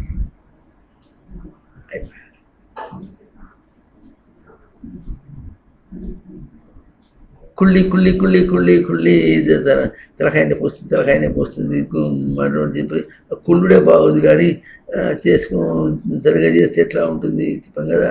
తల చుట్టూ ఉన్నందువల్ల తల స్నానం చేస్తే తలనొప్పి వస్తుంది. ఊరికే రాదు. తల చుట్టినందువల్ల నాని బాగుంటుంది తల. అందుకని వాళ్ళు తల ఆరబెట్టుకోవడానికి ప్రయత్నం చేస్తారు. తల ఆరబెట్టుకోవడానికి ప్రయత్నం చేస్తే రోజు స్నానం చేస్తున్నప్పుడు ఆరబెట్టుకోవడానికి ప్రయత్నం చేస్తుంటే తొందర ఆరబోయేటప్పుడు తలనొప్పి వస్తుంది. ఎందుకు వస్తుంది? ఆరాలుగా ఒళ్ళంతా ఇంత నొప్పులు రావు. ఎందుకంటే తుడుచుకుంటున్నావు కనుక. తల ఎందుకు తల తుడుచుకోవట్లేదు రాదు. తుడుచుకోవటం ఇది ఇబ్బంది ఉంది కనుక తల దుట్టు లేకుండా చేస్తే సరిపోయింది. నీకు కావాల్సింది ఏమిటి? శౌచం. ఆ వికారం రాకూడదు. ప్రవర్తనలో వికారం రాకూడదు. ప్రవర్తనలో వికారం వచ్చిందనుకోండి, వికారం నువ్వే పొందుతావు. మళ్ళీ అప్పుడు వ్యక్తం కాదు, దశి కాదు, ఏకాదశి కాదు. బయట ఏం వ్యక్తం కావాలి? ఏ ప్రయోగం చేస్తున్నావో అదే వ్యక్తం కావాలి. ఆ ప్రయోగం చేయటం ఇక్కడ గ్రహింపులోనే దోషం ఉండి, ఆ గ్రహింపు దోషమే దాన్ని ప్రయోగం చేస్తున్నప్పుడు చేసినప్పటికీ ఏమైందంటే గోల ఏం కావాలి? చేసుకున్న మనం రోడ్డు నీళ్లు పోసుకోవాల్సిందే. నీళ్లు పోసుకోవాలి. ఎప్పుడు పోసుకోవాలి? సాయంత్రం పోసుకుంటాం. తిన్నావు కదా, మరి ఎరగద్దు, ఎరుగుతాడు. తిని ఏరిన తర్వాత అది మరి మలం కదా, ఆ ప్రాంతం అంతా ఎట్లా ఉంటుంది? మురుగు కదా అది. ఆ మురుగు మడి నీకు పనికిరాదుగా, దేహానికి పనికిరాదుగా. మరి దాన్ని అన్హైజెనిక్గా ఉన్న దాన్నే పోషించుకుంటావు. మరి అయినా దాంతోనే ఇల్లంతా తిరిగి మరి లక్ష్మీదేవి అని పదం చెప్పి లక్ష్మీదేవి ఇంటికి రావాలంటే ఎట్లుండాలి?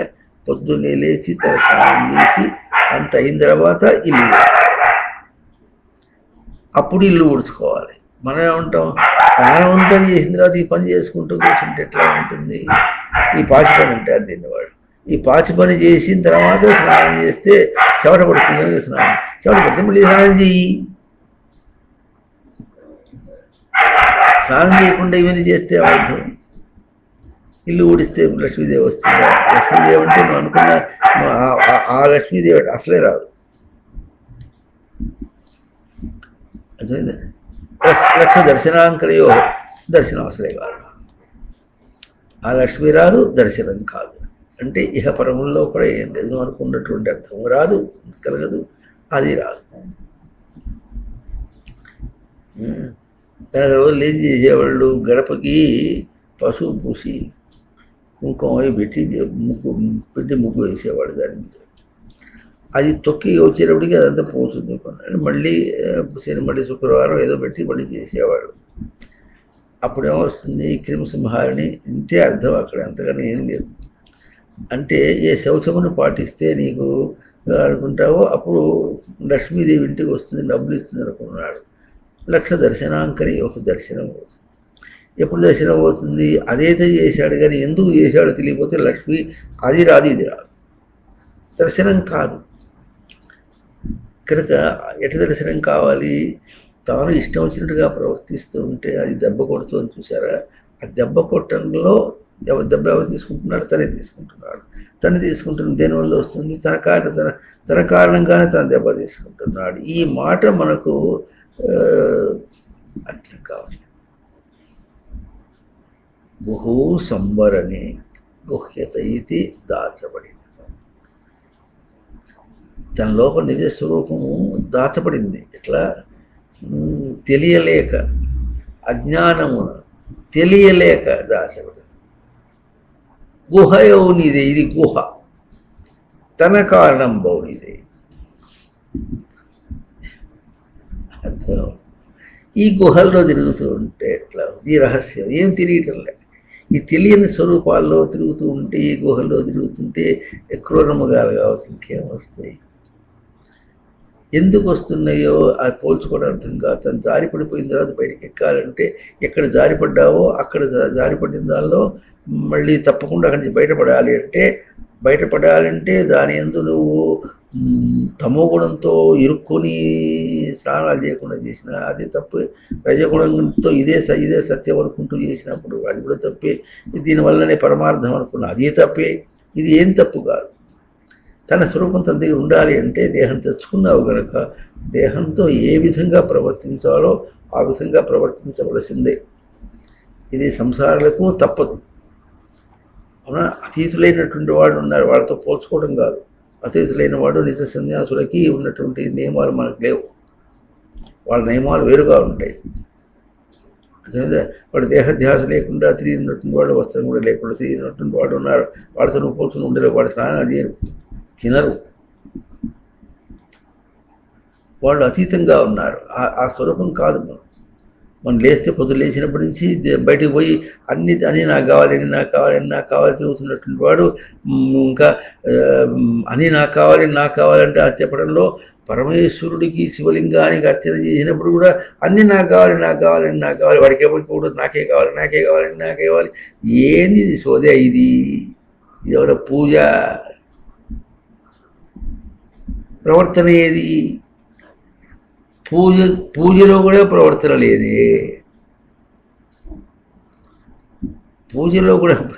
లేదే. అర్థమవుతుందా? పూజలోనే ప్రవర్తన లేకపోతే విషయంలో ఇంకేం ప్రవర్తన ఉంది? దేహంలో ప్రవర్తన ఏడు తెలుసుకుంటాడు. ఈ తెలుసుకోలేని వాడి నియమం ఆచరించమంటేనేమో నక్కి నిలిగి చేస్తే ఏం చేస్తాడు? ఎప్పుడు బయటపడతాడు? వీడు బయటపడలేడు. వాడికి ఏకాదశి లేదు. ఏకాదశి ఉపవాసం ఉన్నా, కటిక ఉపవాసం ఉన్నా కూడా ఏం లేదు. కటిక ఏకాదశి లేదు, వాడికి ద్వాదశి లేదు, ఇంకా వైకుంఠ ఏకాదశి అసలే లేదు, ఇంకా ఏమిటి మహాశివరాత్రి అంతకంటే ముందే లేదు, ఇంకా తండ్రి తద్దినం అంతకంటే ముందే లేదు. నీ పిండాకుడే నీకు తెలియకపోతే తండ్రికి ఎంత తద్దినం పెడతావు? ఇది నీ మొహం చూపించు ఒకసారి. ఎవరి సద్దినం పెట్టేవాడా? నీ మొహం చూపించు చూద్దాం. ఇక్కడ కనిపించడం లేదు, నీ మొహంలో అక్కడ కనిపించడం లేదే అన్న. పూజ కాలబెట్టేవాడా? నీ మొహం చూపించండి. పూజ కాలిపోయింది, నీ మొహం చూపించి అక్కడ కళ కనిపించడం లేదే.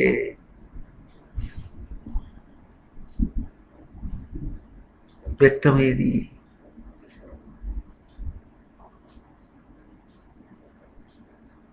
అర్థమవుతుందా? ఇందాక ఎట్లాగైతే కాళ్ళు తీసుకుంటుంటే వికారమును మర్దన చేసి ఎట్లా అనుకున్నావో అట్లాగే పూజ చేసేటప్పుడు కూడా వికారమును మర్దన చేస్తున్నా అని గుర్తించాలి. ఏం వికారమును మర్దన చేస్తున్నావు? నీవు తన దగ్గర దర్శనం చేయడం చేతకాక బయట ఉందనుకుంటున్నావు. బయట ఉందనుకుంటున్నప్పుడు ఎట్లా ఉంటుంది? లోపల తెలియని స్వరూపాన్ని బయటకి ఇస్తావా, లేక నీ ప్రవర్తనలో లోపల తెలుస్తూ ఉంటే తెలుస్తున్న దాన్ని బయట ఆచరిస్తావా? పూజ తెలియని స్వరూపం, అన్ని ఏమి ఎందుకు పెడుతున్నావో ఏం తెలియదు. అందరు చేశారు కనుక చేసావట కాకుండా మరి హిందూ ధర్మ సంరక్షణ మీ చేతిలోనే ఉన్నది అని మరి శ్రీకృష్ణానంద మఠంలో ఒక పుస్తకం ఉంది, దానిలో అన్ని వివరంగా ఉన్నాయి. కర్మకాండలో ఎటువంటి చేయాలి, ఎంత చేసినప్పుడు కూడా ఏమి తెలియకుండా ప్రవర్తించి పూజ చేశానంటే ఆ తప్పులు చూపించి ఆ తప్పులు ఆచరించకుండా తప్పులు చేయకుండా చూసుకోమంటే అప్పుడు అది మర్దన అవుతుంది. ఎంత దాకా చేయాలి? దాన్ని అలవాటు చేసుకుని అలవాటుగా అట్లాగే ఉండి ఒక ఆదర్శాన్ని నిలబెట్టడం అన్నమాట. ఆదర్శాన్ని నిలిపి నువ్వు చేసుకుంటున్నావు, నీ పిల్లల తర్వాత చూపించు. జ్ఞానం సంపాదించేంత వరకు బయట పూజగా ఉండాలి. అట్లా చెప్పుకున్నావు, దోషం యొక్క మర్దనగా ఉండాలి. పూజ అయిన దోషం యొక్క మర్దనే, మరి పితృశ్రాద్ధమైన దోషం యొక్క మర్దనయే, తిన్న దోషం యొక్క మర్దనయే, గోక్కున్న దోషం యొక్క మర్దనయే, అన్నా అంతే, అన్నా అంతే, శ్వాస పీల్చిన దోషం యొక్క మర్దనయే, దోషం యొక్క మర్దనయే ప్రవర్తన అక్కడ జరుగుతున్నది. అది 2 అంశములు. ఇట్లా ఇది అనాత్మ ఖండనగా దోషం యొక్క మర్దనయే జరుగుతోంది. ఆత్మ ప్రశంసగా ఏమిటి? ఎప్పుడైతే దాని మర్దన జరుగుతోందో ఆ మర్దనలో తనకు స్వరూపం తనకు తెలుస్తోంది. ఇందా ఉపమానం చెప్పుకున్నట్లాగా కట్టెను కాల్చుతో అగ్ని పెరుగుతుంది, కట్టెను భస్మం చేసి అగ్ని లేచి వెళ్ళిపోతుంది, అంతర్ధానం అయిపోతుంది. అట్లాగే బయటని నువ్వు మర్దన చేసుకుంటూ దోషము మర్దన చేసుకుంటూ బ్రతుకుతున్నప్పుడు అది మర్దన అవసరము ఎంత అర్థమో తనకు తన స్వరూపం వెలగటం కూడా అంతే అర్థం. అర్థం అవుతుందా లేదా?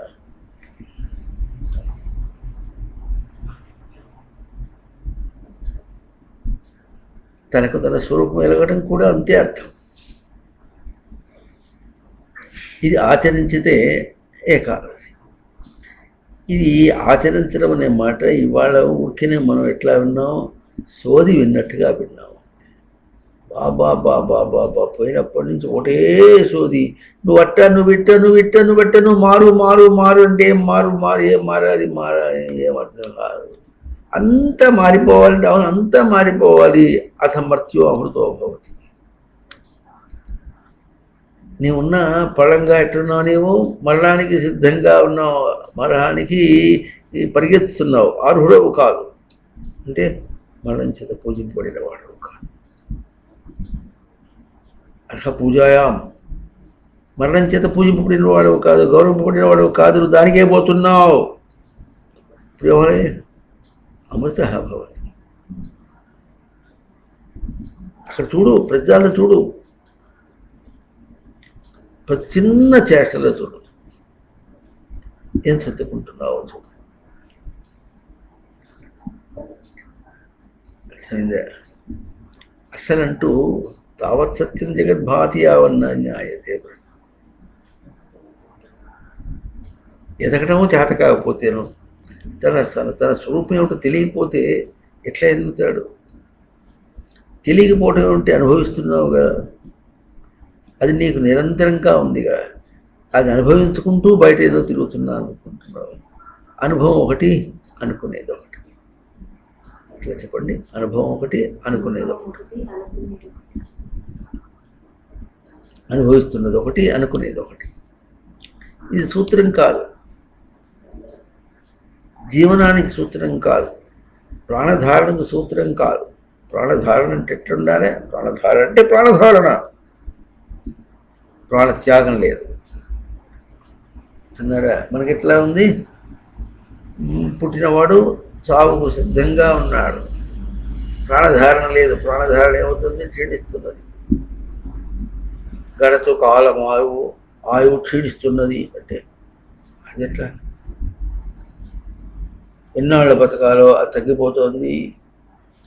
ఇంకా శ్మశానానికి కాళ్ళు ఎడుచుకుని కూర్చున్నాడు. ఈ మాటలు ఏంటంటే ఇదేంటి ఇట్లా ఉంటుంది, అసలు దీంతో నాకేం సంబంధం, ఇప్పుడే వదిలేసా దీన్ని, శ్మశానమే కనుక దగ్ధం పెట్టి చేసేసా. ఇది ఆత్మశ్రాద్ధం అని ఎట్లా సన్నిహించినటువంటి వాడికి ఆచరణ. ఇది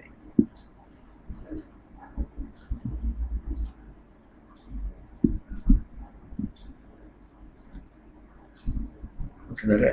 అందువల్ల ఆ పదంలోని పొందుట వ్యక్తం చేయుట. పొందనే పోతే వ్యక్తం చేసేది ఇది పొందుడు కూడా కాదు. ఇది ఇప్పుడు ప్రవర్తన ప్రాప్తి ఎరుక. ప్రవర్తనే లేకపోతే వ్యక్తం చేయటం ఏది? మరి ఇప్పుడు ఏం చేయాలి? వ్యక్తం ఏమవుతోందో తను వ్యక్తం చేయడం కాకపోతే తన ప్రవర్తన తన చేష్టలో ఏం వ్యక్తమవుతుందో అక్కడ చూసుకొని, అప్పుడు చూసావా, అప్పుడు అది నీది కాదని తెలిసిపోతుంది. అది నీది కాదని తెలిసినప్పటికీ కూడా దాన్ని కూడా విషయరూపం ఇచ్చేసి ఆ విషయరూపం యొక్క దోషమని దాన్ని సవరించాలనుకొని బయటికి వెళ్ళొచ్చాడు. కాళ్ళు కడుక్కుని లోపలికి వెళదామని కూడా అది. ఆ చెప్పులు ఎక్కడ విడుస్తారు తెలిసిన? ద్వారం దగ్గర ముందు విడిచేసి అట్లా నోరుగా లోపలికి. వెనకటి ఒక ఆయన ఉండేవాడు, చెప్పులు వేసుకుని పోయినా అందులోనే కాళ్ళు కడుక్కోవాలి. అది చెప్పులు వేసుకుపోతే కాళ్ళు కడుక్కోకుండా ఉంటారు. చీపురు గట్ట ముట్టుకుంటే ఒళ్ళంతా పూసుకుంటారు. చీపురు గట్ట ముట్టు చేతులు కాదు, చీపురు గట్టనే పూసుకుంటారు. ఆ చీపురు గట్ట పుట్టుకుని ఎవరన్నా మాట్లాడుతుంటే చీపురు గట్ట ఇట్ట పట్టుకొని భుజాన్ని వేసుకుని చక్కల పెట్టుకుని మాట్లాడుకుంటారు. తెలియదు.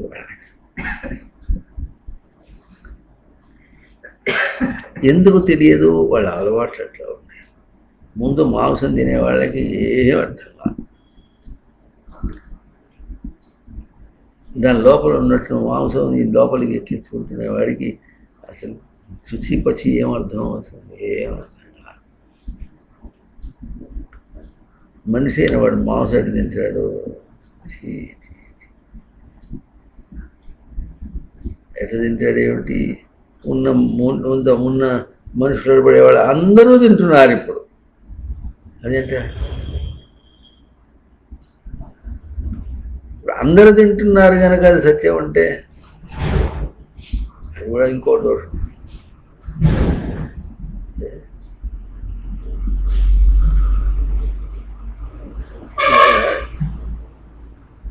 తెలియదు. తెలియకపోతే ఎట్లుంటే మాకు తెలియదండి, తెలియదు అనేది ఏమన్నా మంత్రం, అది ఏమన్నా శ్రేయస్స? తెలియకపోతే ఎన్ని నేర్చుకున్నాడు? అమ్మని ఎదురుకాడతో తన్నటువంటి వాడు లేచి నిలబడి అమ్మకి అట్లా చేయకూడదని నేర్చుకొని అమ్మకు కావాల్సింది చేయాలనేటువంటి వినయం నేర్చుకున్నాడా లేదా? నేర్చుకున్నాడు. తినటం అమ్మ గుజ్జు లోట పెడుతుంటే తన చేతితో తను తినటం నేర్చుకున్నాడు. బయటికి పోయి కానిపోని చదువులన్నీ, పనికిరాని చదువులన్నీ ఎన్ని చదివాడు? అన్నీ చదివాడు. ఇది తెలియదంటే ఏమర్థం? దీనికి ఏం కావాలి? కొత్తది ఏమో చదవాల్సిన అవసరం లేదు. ఉన్నదాన్ని ఆకలింపు చేసుకోవాలి. ఇది కూడా చదవటం చేత కావట్లేదంటే, నాకు తెలియదంటే ఏమర్థం?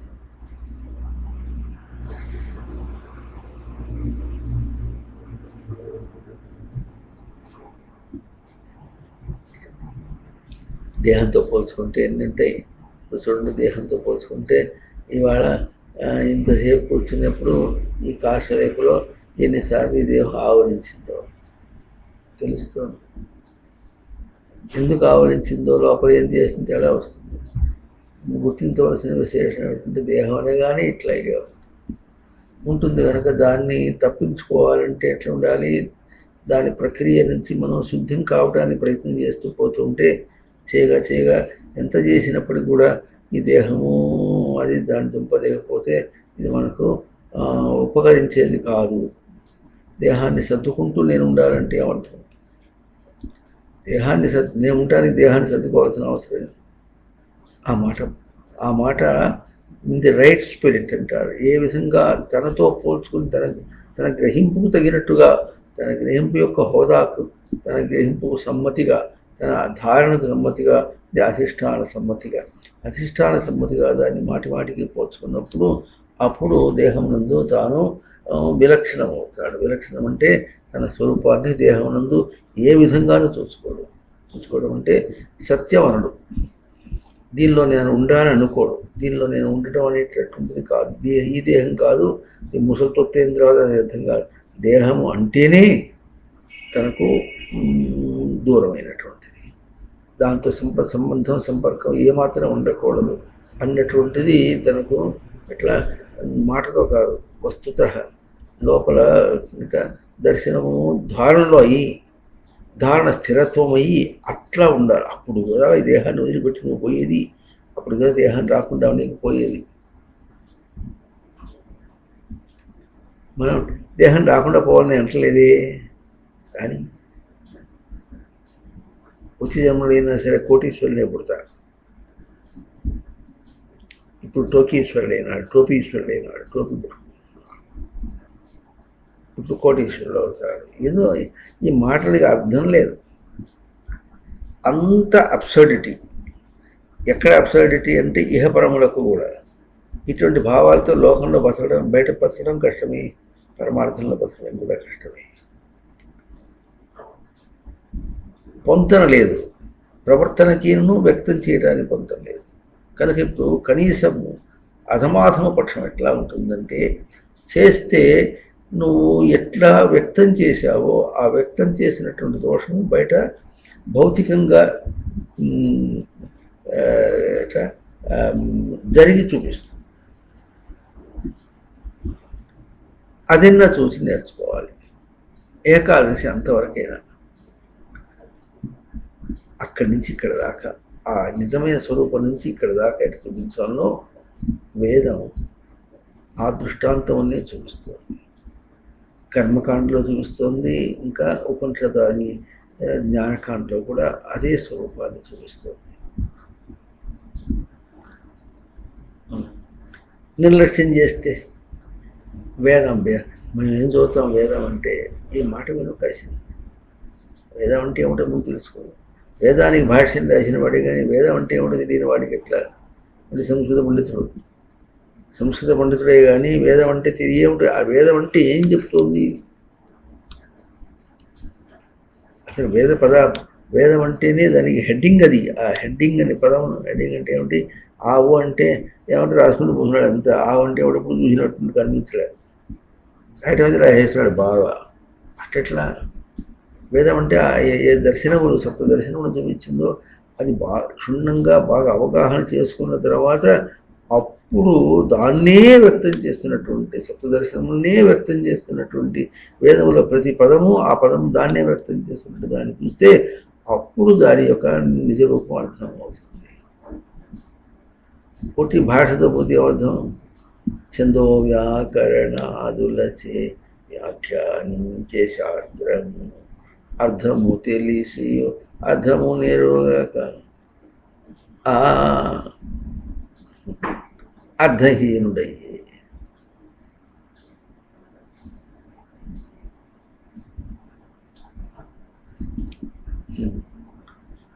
వేదం అంటే గాడిదలు కాసింది కాదు, నేను అంటే గాడిదలు కాసింది కాదు, బ్రతుకు అంటే గాడిదలు కాసింది కాదు, జీవించుట అంటే గాడిదలు కాసింది కాదు, బయట తిరుగుట అంటే కూడా గాడిదలు కాసింది ఏం కాదు. నీకు స్వేచ్ఛ లేదు, నువ్వు ఇష్టం వచ్చినట్టుగా పోతే ఇష్టం వచ్చినట్టుగా పోయిన వాడికి ఎటువంటి దెబ్బలు తగలాలంటే దెబ్బ తగులుతుంది. నీ ప్రయోగానికి బయట ప్రయోగం చేసినప్పుడు ఎట్లా ఉంటుంది, ఎట ప్రయోగానికి పోయి ఎట్లా కొట్టే దాన్ని ఎట్లా ఢీకొన్నావో అట్లా మొహం పైరెట్ట నీకు కొడుతుంది, గ్యారంటీగా కొడుతుంది. స్వేచ్ఛ లేదు. ఈ స్వేచ్ఛ లేనప్పుడు స్వేచ్ఛ ఎక్కడుంది? తన యందు ఉంది. స్వస్మిన్స్ ఇచ్చా, తన యందు తనకి ఇచ్చా. బలే దీనికి ఎవరంటూ లేరు. దీని మొహం మీద కొట్టేది లేదు, దెబ్బ తగిలేది లేదు, ప్రతిక్రియ లేదు. ఇంకా బయట ప్రవర్తించినప్పుడు కూడా నేనే ప్రవర్తిస్తున్నా కనుక నేను ఎందు ఇచ్చతో ప్రవర్తిస్తున్నావా, దాని ఎందు ఇచ్చతో ప్రవర్తిస్తున్నావా, నేను ఎందు ఇచ్చ, నేనెవడో తెలియదు, నేను ఎందు ఇచ్చ. ఇది ఎట్లా హైలీ రిడిక్యులస్. బయట ప్రవర్తించేటప్పుడు నేను ఎందు ఇచ్చా, నేనంటే ఎవడు తెలియదు. నేను ఇప్పుడు ఏమంటున్నాడు, నేను బయట స్వరూపం చేసి అది నేను అనుకున్నాడు కనుక ఇప్పుడు ఎట్లా అయింది, తనకు నేను ఎందు ఇచ్చారేటటువంటిది బయట స్వరూపం నుండి ఇచ్చగా మారిపోయింది. అది నేను ఎందు మా ఇచ్చ తెలియటం లేదంటే ఇక దానికి రెమెడీ అంటారు. అంటే ఏమిటి? సవరణ ఏది లేదు. కనుక బాగా కళ్ళు మూసుకోకుండా అట్లా దృష్టిని మూసుకోకుండా బ్రతకడం కోసం బ్రతకాలి. బ్రతుకుగా బ్రతకాలి. అట్లా బ్రతకాలి. ఏం జరుగుతుందో నీ నువ్వు తిరుగాడుతుంటే ఏం జరుగుతుంది, జరిగినటువంటి అస్తవ్యస్తములు అన్నీ కూడా నీవు కల్పించుకున్నటువంటివే. అది ఎట్లా కల్పించుకున్నాడు అంటే తను తాను గుర్తించకుండా ప్రయోగం చేశాడు. అది ఎట్లా ఉంటుందంటే గౌక్కున అట్టకాడ వేడిగా ఉంది, గిన్నె వేడిగా ఉంది, తను తాను గుర్తించుకోకుండా పోయి దాన్ని ముట్టుకుంటే ఏమవుతుంది? కాలేదు. తను తాను గుర్తించుకోకుండా అంటే ముట్టుకుంటే కాలుతుంది తెలియదంటే, నాకు తెలియదండి ముట్టుకుంటే కాలుతుందా, ఓహో నాకు తెలియదండి అంటే ఎట్లా ఉంటుందో అట్లా మనం తెలియదండి అని అన్నిటినీ కౌలించుకుంటే తెలుస్తుందా? అన్నిటినీ కౌలించుకుంటే తెలుస్తుందా? కనుక ఆ, ప్రవర్తన ఎందు దోషం ఎట్లా ఉందో దాన్ని వ్యక్తం చేయడంలో కూడా దోషం. ఆ వ్యక్తం చేయడం ఎట్లా ఉందంటే ఎవరికి వ్యక్తం అవుతుంది ఏం అర్థం కావటం లేదు. అది బయట పనికి వ్యక్తం అవుతుంది అంటే అది కూడా కాదు, తనకు వ్యక్తం కావటం లేదు. అది వ్యక్తం కావటం అంటే పని రూపంలో వ్యక్తం అవుతుందా, తనకు తన ప్రయోగ రూపంలో వ్యక్తం అవుతుందా, అది కూడా అర్థం కావటం లేదు. తెలియాలి. ఇప్పుడు ప్రయోగం ఎట్లా వ్యక్తం కావాలి, ప్రయోగ రూపంలో వ్యక్తం కావాలి. మామూలు భాష, ఏం చేస్తున్నావో నీకు తెలుస్తోందా, ఏమంటున్నావో నీకు తెలుస్తోందా, ఆ ఏమంటున్నావు అని తెలుస్తోందని కూడా విషయాత్మకంగా పోల్చుకొని అది మంచిది చెడ్డది అని లెక్కేసుకొని ఆ మంచిదన్నా అనే ఈ చెడ్డది అనకూడదు అని మనం విషయాత్మకంగా మాట్లాడుకుంటుంటే కూడా అప్పుడు ఏమంటున్నావో తెలుస్తోందా, ఏం మాట్లాడుతున్నావో తెలుస్తోందా అని అనటానికి ఎక్కడ అర్థం లేదు.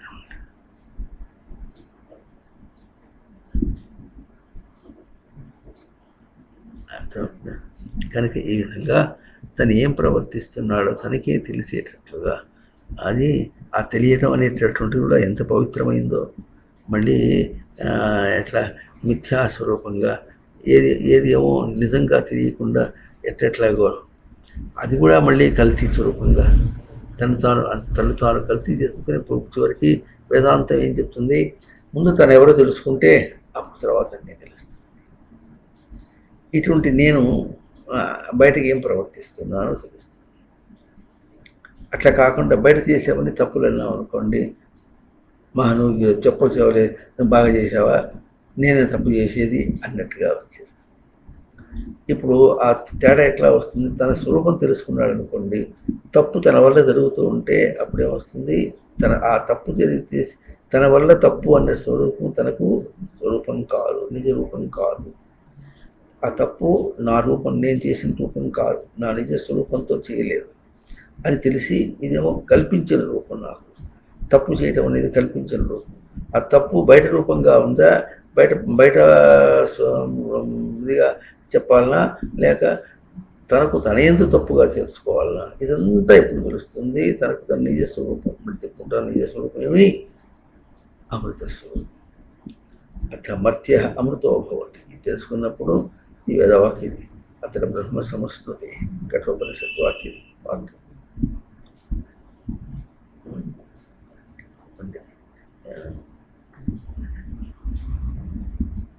అత మర్త్యో అమృతో భవతి అత్ర బ్రహ్మ సమస్మృతి. అవునా, వాడి అమృత స్వరూపుడు ఎప్పుడైనాడో వాడు బ్రహ్మస్వరూపుడైనాడు అంటే ఎదిగిన వాడైనాడు, ఎదిగిన వాడైనాడని అర్థం. కనుక అట్లా ఎదుగుటను గురించి వేదం చెప్తుందని ఎవరు బంది మనకు వ్యక్తం చేస్తున్నారు. ఓం తత్సత్.